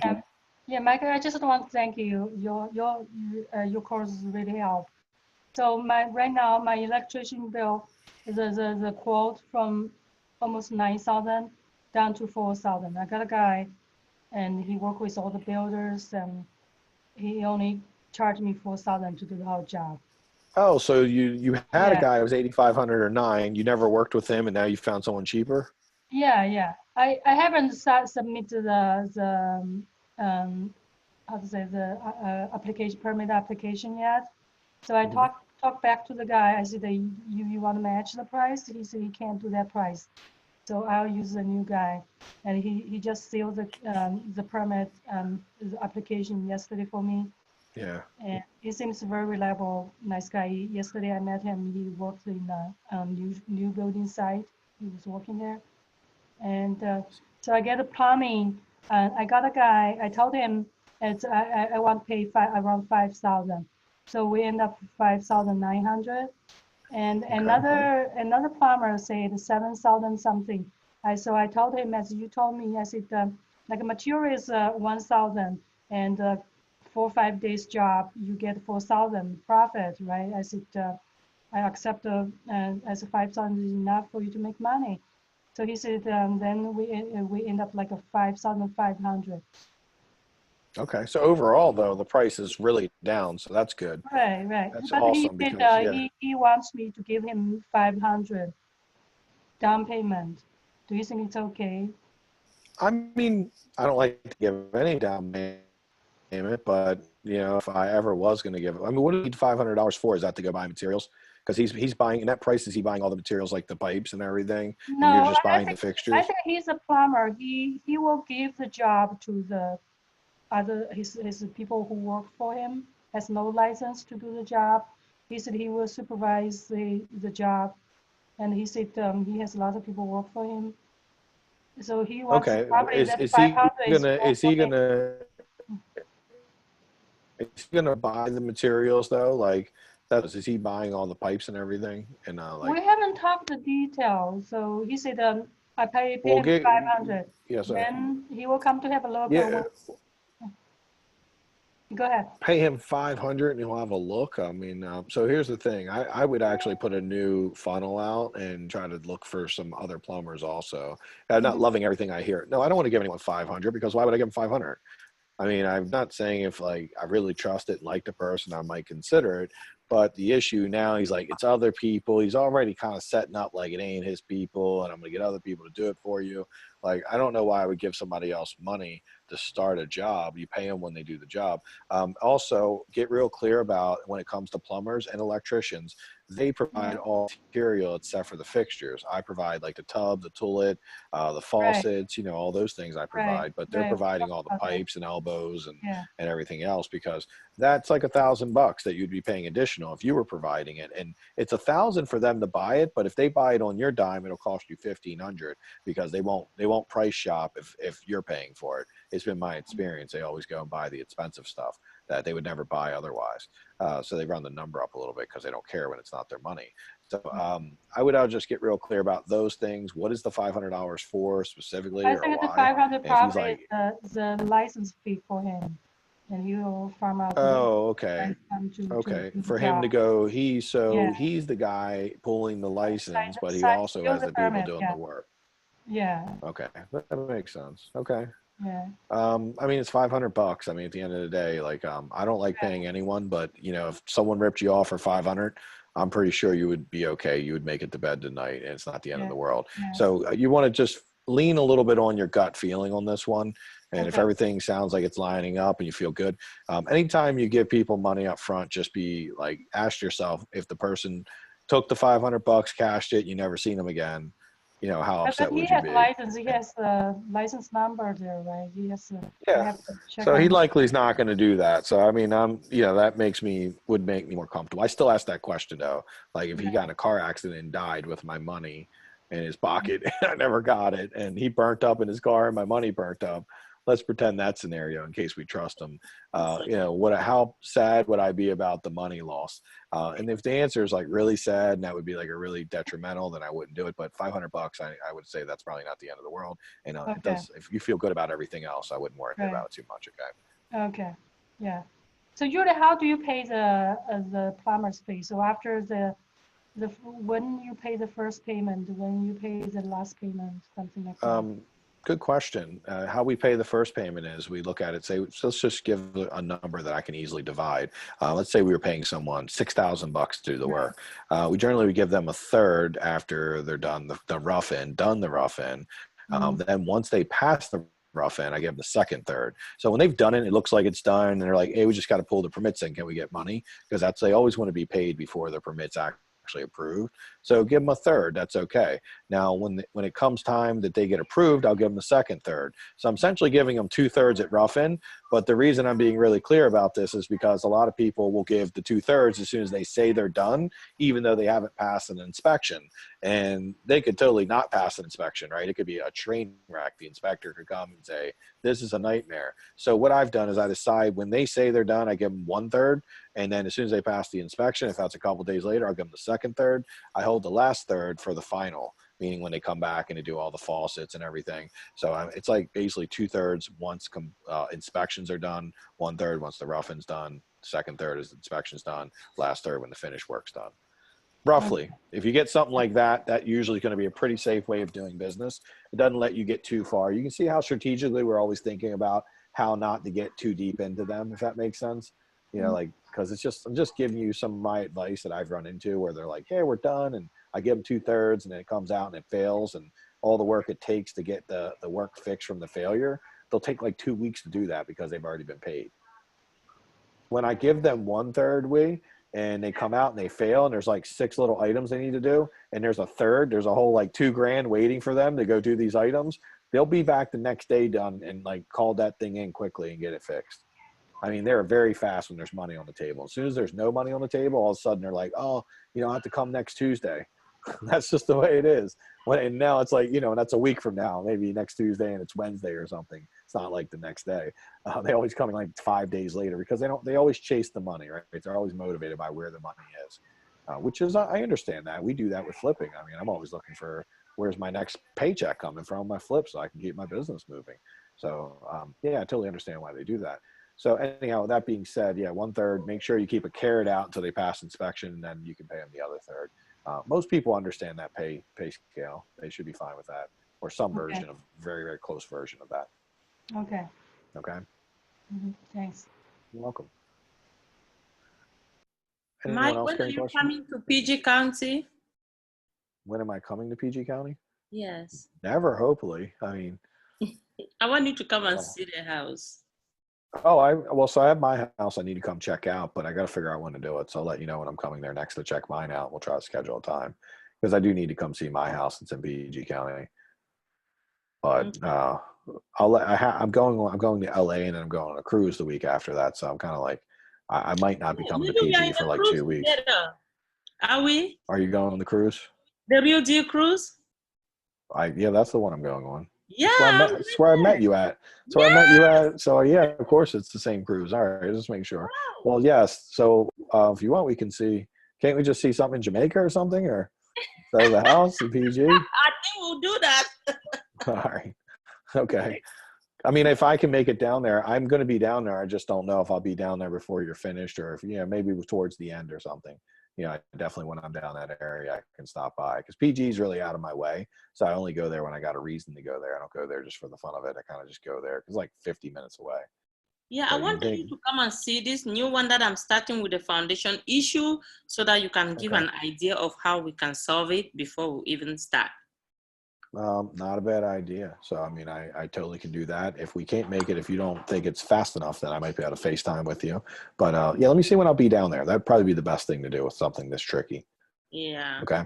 But Gloria, the same thing. So let me tell you this. My feedback for you on that foundation is the same thing that Steve did with the roof and all that was very hard to understand, how he kind of went and got information and he's doing everything. He did that research. You might want to start doing that with the foundation now, but don't get too upset with the numbers you're hearing because you're not talking to these people to get an estimate. You're talking to them to get an understanding of how to fix it. So what I might do between now and the time I come out, you might go ahead and put a contractor funnel out for foundation people. Say, hey, I got a foundation. Here's a quick video of it. And, you know, you don't need to put a price in it because we don't really know. And then what you could do is get maybe 3 to 5 people to meet you all in like a half hour apart or something for like a morning or something when you're there, and then get them to come through and tell you what they think needs to be done, and then how long, and then each one of them you're going to say, hey, specifically what are you doing, how many people, how many days, right? You're going to be taking notes and you're going to be learning, right? And we're going to let them educate us. Maybe they give you a price that makes sense, but if none of them give you a price that don't make sense, don't worry, don't get upset about it. I want to just warn you ahead of time, because I can tell you, I told you a story of how my first foundation issue, I had estimates as high as 55 grand to do it. So obviously, if I'd have freaked out when I got a 55K estimate, you know, we'd have never did the deal, and I would have just gave it back, because I got a lot of these estimates before I settled. So don't freak out by the price. The prices are going to be really high in general. But if you put it out on the Craigslist, you say, I got a foundation, look for somebody who understands how to do, here's a video, what I need done. And then you get people out there, there's a really good chance that you might find someone, or you just might get enough information to then re-put the funnel out and put it out now with some very specific plan of what you're going to do. Because see, that's when the funnel gets best, is when you use these people to get the information, and now we can go and put the funnel out again, and we put it out saying, like, we're going to do this on this wall, this on that wall. Here's a couple diagrams of what we're doing. Here's a description of work, and here's a video of what we want done. And we'll pay this. And this should take 3 guys, 5 days, and we're going to pay $3,000 in labor. Right now you put it out and you're specific, and they'll respond to it, and they'll love it, because what you'll start to attract when you do that is you're going to start attracting people who don't, you're going to attract people who work for other people, not leaders. See, we don't need a leader. We need a leader initially, and that's who you'll get out now. But when the work's time to get the work done and you understand what needs to be done, then you're the leader. You're the one that's going to be like, this is what we want done. Do you understand foundation and how to do it? They'll see it and say, oh yeah, I can do that. That'll take us. Yeah, that sounds about right. And then you get that person to do it, if the first people don't work out. But I just want to warn you, because I tell you, you're going to get some real wild stuff being said to you. People will tell you to tear the house down. They're going to be telling you, oh, it's 50. They tell you a lot of scary. I know they will, because some walls are falling off. They will tell me that. Just don't get upset. You got to make me a promise you're not going to get upset when they start telling you that your house should be blown up, because your house is okay. Just don't listen to them. This is their strategy. I don't know if Samira is still on, but Samira had someone, and she was in a video with someone, and she had these people tell her, oh, this is black toxic mold, this is asbestos. And yeah, of course, they were just kind of pumping her up for a really crazy price, scaring the crap out of her. And none of that was true, by the way. I mean, it was all kind of like a bunch of crap. And, you know, they were using that as a technique. Well, I promise you, the number one sales techniques with a foundation is to tell you how awful it is, because the worse they tell you it is, the more they can justify some dumb 20 to 30K price that makes no sense at all. Okay. You know, I do have sorry, Petey, I forgot you asked a question about the insurance. We use Moran Insurance, Petey. They're in Severna Park. You can just call them on the phone, tell them you work with me. We've shopped around to a lot of the local people from the RIAs and everything. You say they're the cheapest. Moran's always the cheapest. Their service is great. You know, I've called them when I forgot to get insurance, like the day of, and 20 minutes later, they had it written and had it, you know, so I could get the settlement on time. So we love working with them. Another thing I like about Moran is they do a 3-month minimum earn.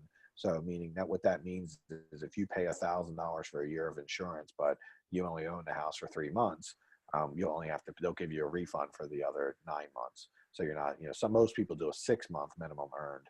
So a lot of times if we finish in 4 months, we can get, you know, we can get a little extra money that we wouldn't get from other people. And some people don't do any minimum earn. Some people are like, you get no refund. You just pay for a year and you're stuck with the whole year. So we like them for that reason. They're cheap. We get the best refunds. The service is amazing. We've been working with them for like 7 years. I probably told you a lot because I shop around like crazy. And if I could find a lot better deal and better service, I would move, because I always want the best of everything when it comes to my team. They're pretty awesome. So if you want PD, I'll send you a link. If you have an iPhone, I'll share over the contact for you. Okay. And there's other people when you're going builder's risk. Builder's risk is just for the people who aren't in Maryland, you guys just want to just shop it around a little bit. Okay.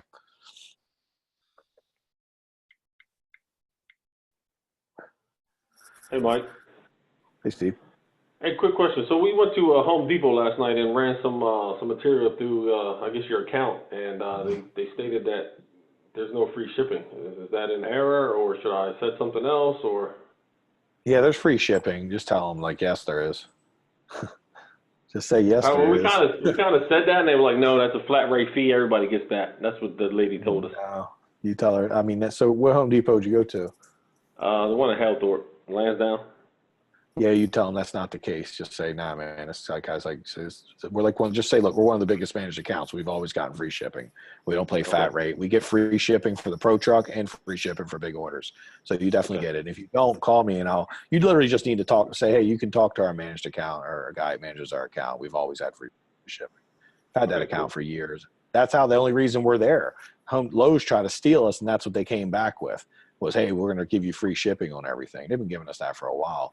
And because I was like, well, that's kind of convenient because I could stop trying to go there in my truck and try to pick stuff up, and I could just let them ship it for me.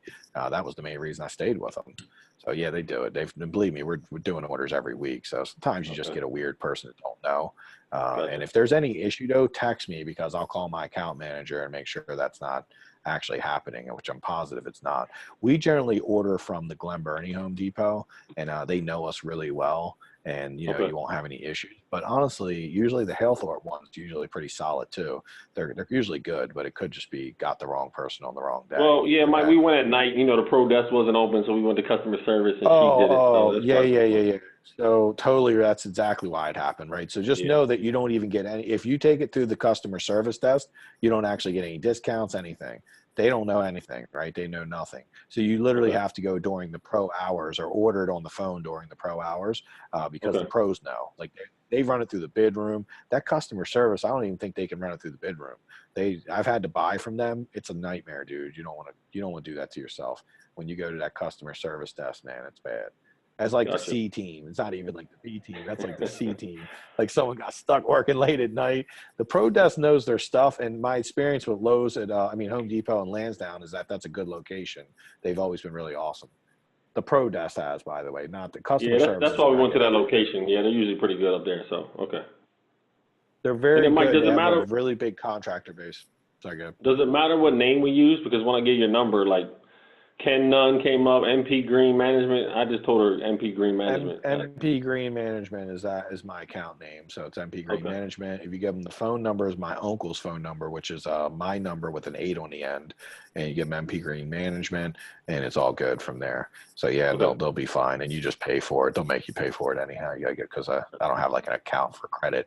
I just have an account to get the discount. Some things you run through there, Steve, won't be any discount at all, and some will be like, whoa, that was an awesome discount. The average throughout the year is around 10% total, and then you add in like the free shipping and all the them calling me when they have good deals going on. It's pretty awesome. It's pretty convenient. So I like using them, and they've definitely won over my business that way. I do buy paint from Sherwin-Williams. I've been getting my hardwood floor from 84 Lumber, Wood Floors Plus, but everything else I'm pretty much buying from Home Depot, sometimes Lowe's. I did get a Lowe's credit card recently, about maybe 9 months ago, and if you have a Lowe's credit card, they give you 5% off. So I was like, that kind of made it worth like a little bit. If I got to go to, I only go to Lowe's to get like, if I can't find a vanity or something else, there's always a couple things at Lowe's I like a little bit better, but Home Depot is where I'm doing like most of my business because they're very contractor friendly at Home Depot. Okay. All right. Thanks, Mike. Go ahead. You can also, Steve, once you get your order together, another way you could save money is there is a couple other places you could take that order. And since it's such a big order, I know your guys trying to like start tomorrow and all that, but I mean, maybe what might make some sense is to have Home Depot check it there and then maybe send it to Ritchie Lumber, it's called, on Ritchie Highway. It's by the car. Yeah, I know where that is. Park. Okay. Yeah, if you send it to them and just see who's cheaper, right? Get an estimate. I mean, if you're saving quite a bit of money, it might be worth going to Ritchie Lumber because I've had some people, like my uncle's told me that we've been using them recently for some bigger jobs of framing or like if we're doing decks, and he's like, saving a considerable amount of money. Okay. Mike, what about like an 84 Lumber or what's it, National Lumber? What about those places? Are they typically higher? National's expensive, but 84 you might get a good deal also. So maybe it would be like send it to 84 and send it there and just get a price from both. I mean, I'm not talking like if they're like $100 cheaper, just go to Home Depot. It's more convenient. Right. And obviously consider like the free shipping and all that. But if you're talking a couple $1,000s of material and you can get it like $500 cheaper, $500 is $500.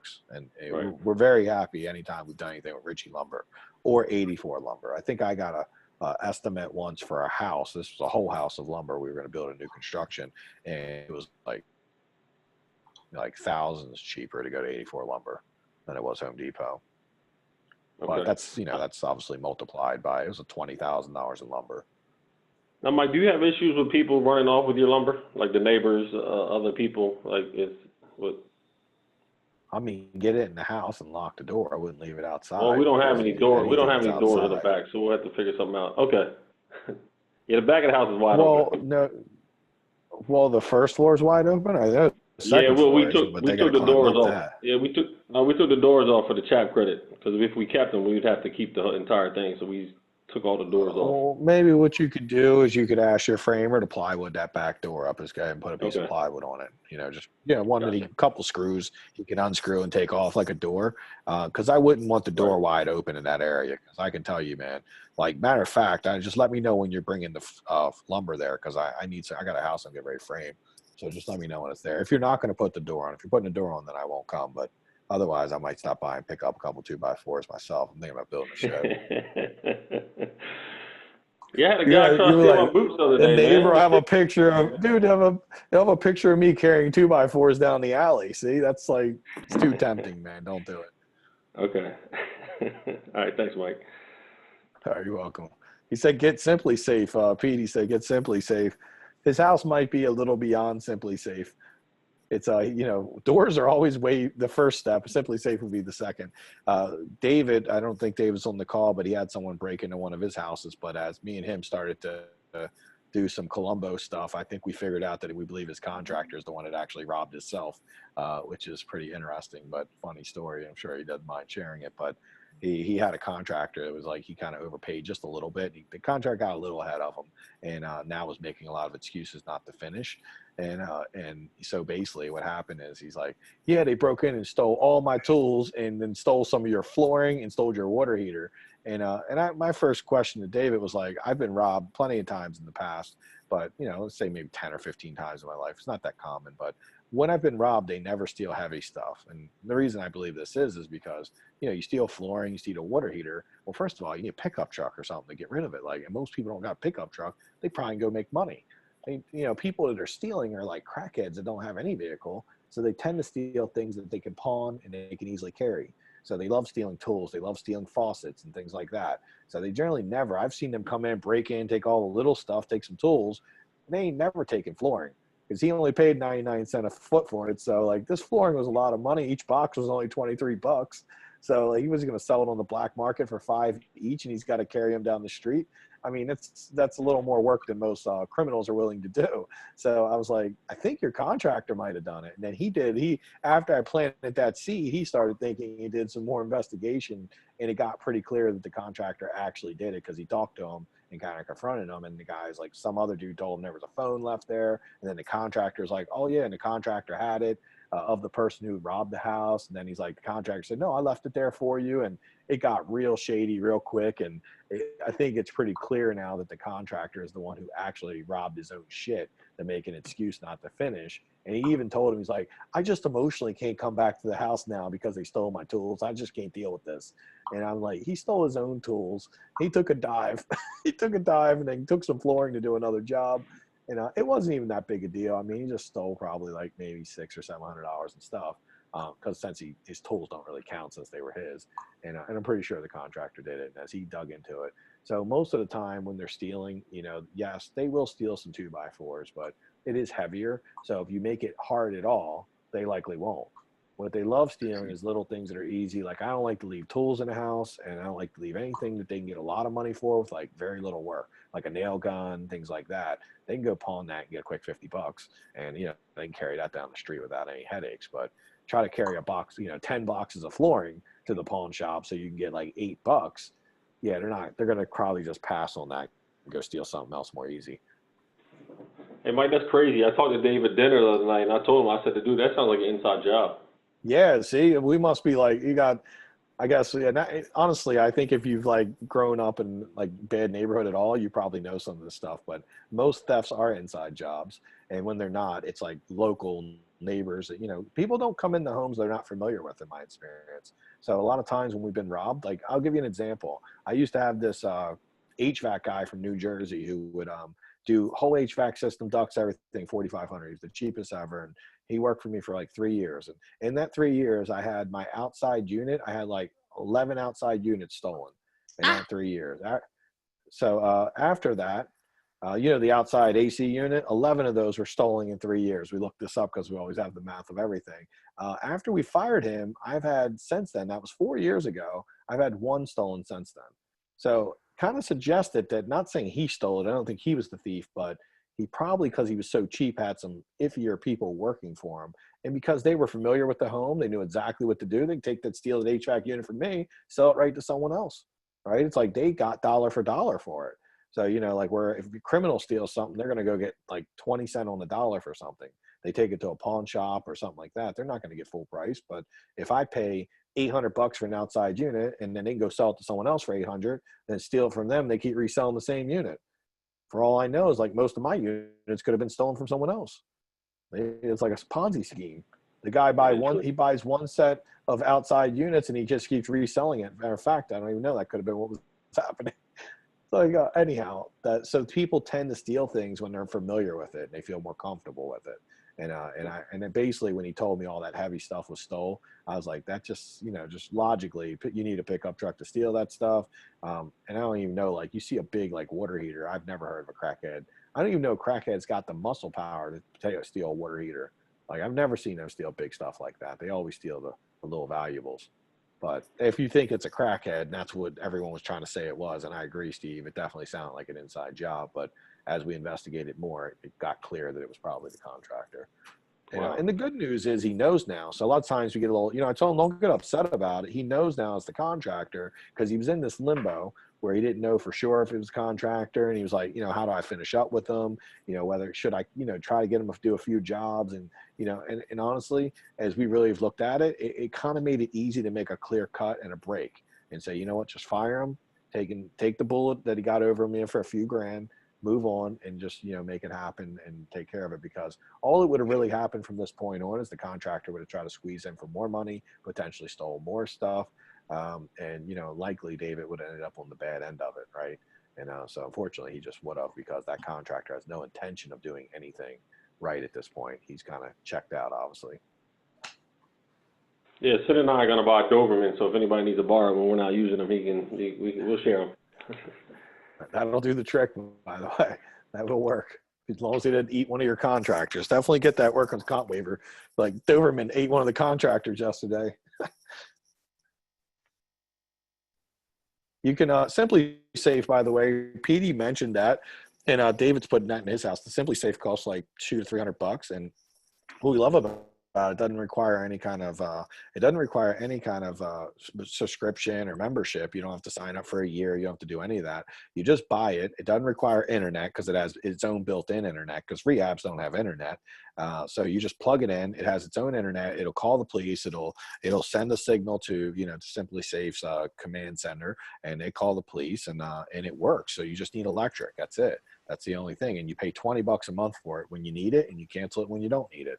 So you can cancel it and use it, and you take it right to your next house, and it takes about 5 minutes to install. I think I'm on QVC right now. Like it's like I'm selling it, but it's pretty awesome. I should see if they would make me a spokesperson.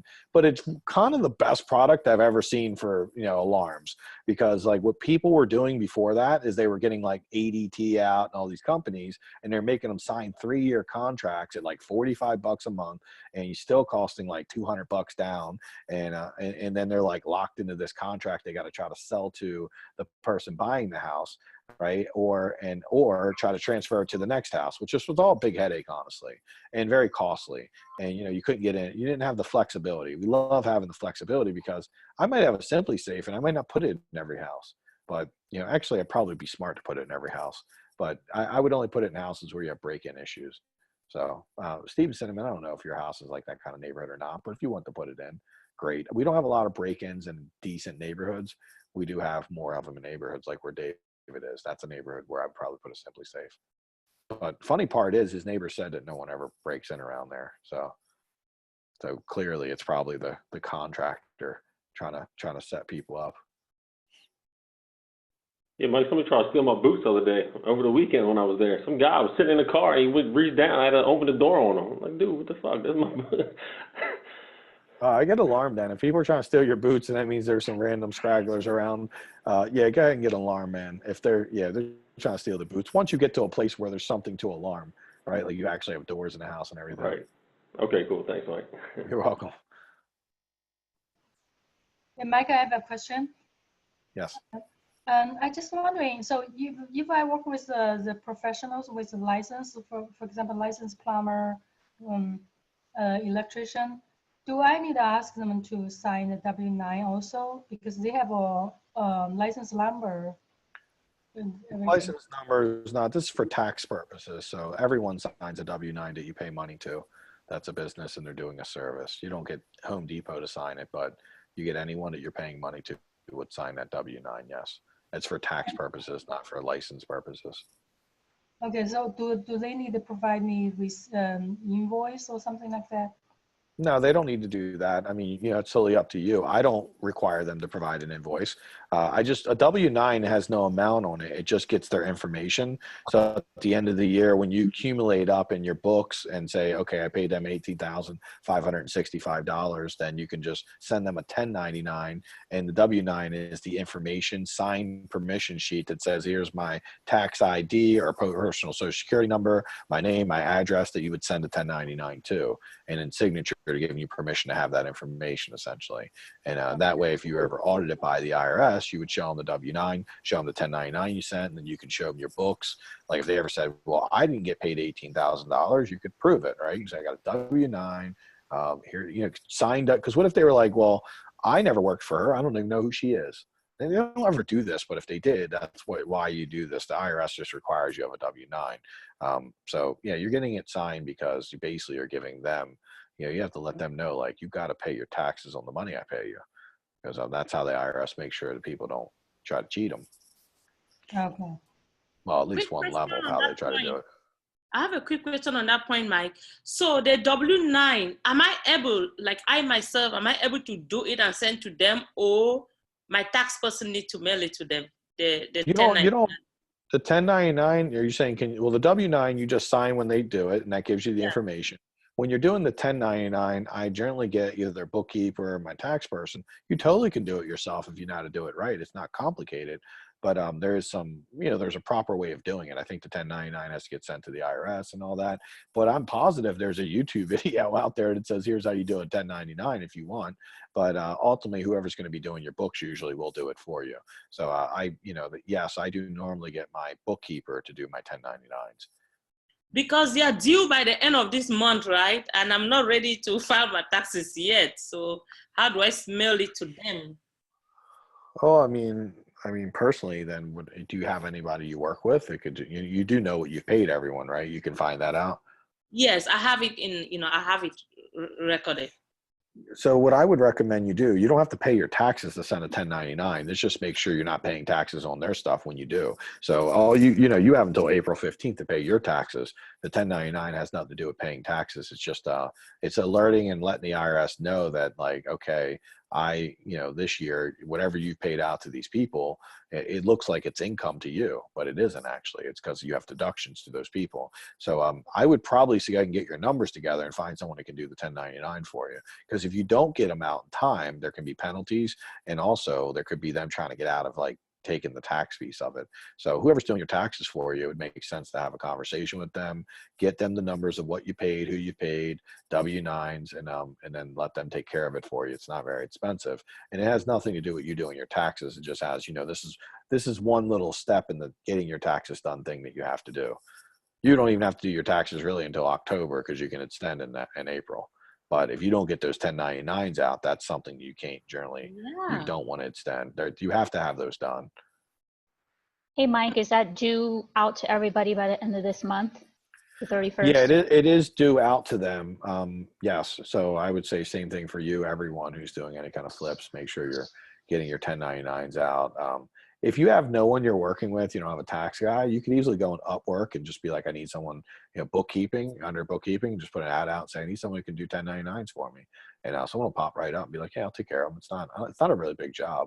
It says you might as well be a CPA, Mike? Oh, I'm not. I don't know. Well, I guess Petey's like, well, Petey, I don't know. Like guys like he would actually, he's probably at work, so he can't talk, but he knows a lot about it. He's a CPA, and get someone to do it is the point, though. I've only learned because they basically preach to me, Petey, every year when I don't do them, and I've heard that in the last year they've kind of told me it's gotten more hardcore because we used to kind of do them a little late and no one really said anything.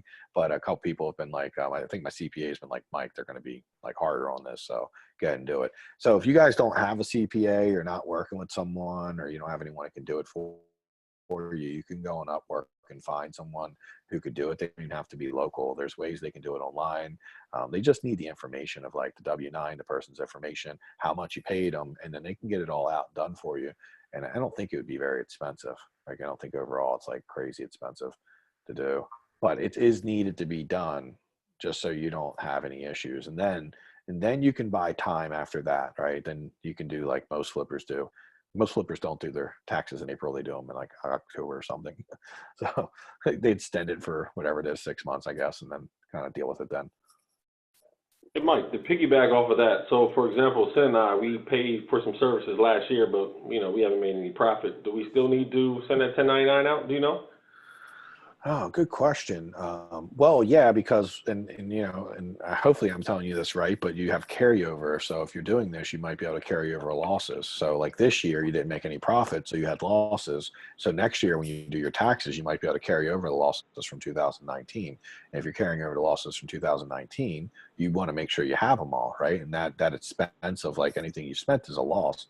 So like you might find that this year you got losses of X dollars. And honestly, when you're doing their stuff next year, you still need to send the 1099 out so they have it. The main reason you're sending it out is just so they don't come back and say, you didn't send it to me on time and I'm not paying it. And then they call the IRS and you get like in trouble, they give you a fine for sending it out late or something. I don't know what the fine is, but I know it's like not good in general. Everyone's been pretty serious telling me to get it done. So yeah, I mean, I would say that I'm really glad you mentioned that because it sounds like we probably all need to do it. I know I'm doing it, but it's being done in the background for me. But everyone on the call just about is doing a flip. Well, Petey, you're fine. And I think Petey can handle his own stuff anyhow. But yeah, I think we all probably need to do it if you actually have paid a bunch of money out or anything substantial. Because losses like this coaching program, if you didn't make any money this year, but you spent money on the coaching program, well, hopefully this business you could carry over losses next year, and you'll be able to deduct this as part of your overall gains next year. So it's something you'd have to talk to your tax person about, and I'm sure it can be done. All right, thanks, Mike. You're welcome. And I hope everything he says, it sounds like everything I'm telling you is right. So, I mean, it sounds like but I don't know. So everything I tell you is my basic understanding of it. Always go back and defer, talk to somebody that actually does this for a living, which, actually Petey does do this for a living. So him and Billy both do. So they're both CPAs and they do kind of a lot of tax work and everything for like a company. So I don't know if they do it on the side or not. You can always feel free to reach out, but kind of work with a company. So that's pretty much it. Hopefully everything's good. We have a call tonight. If you guys have additional questions, you want to jump on, we got a 6:30 call. We'll be talking about the same subject, kind of breaking the deal down, but then obviously we'll have general questions like always. And you guys are always welcome to come in. Okay. I'll talk to you guys later. I'm getting ready to eat my late lunch because I'm getting hungry and I'm starting to look like I think I just lost a half pound. So, we don't want that to happen. I got to stay warm. Everyone have a great day. Got to stay warm, man. I lose too much weight, I won't be able to handle the cold weather. All right. I know. All right. See you guys. Have a great day. See you later. I'll talk to you guys. Thanks, Thank Mike. you. Bye. See you later. All right. Bye.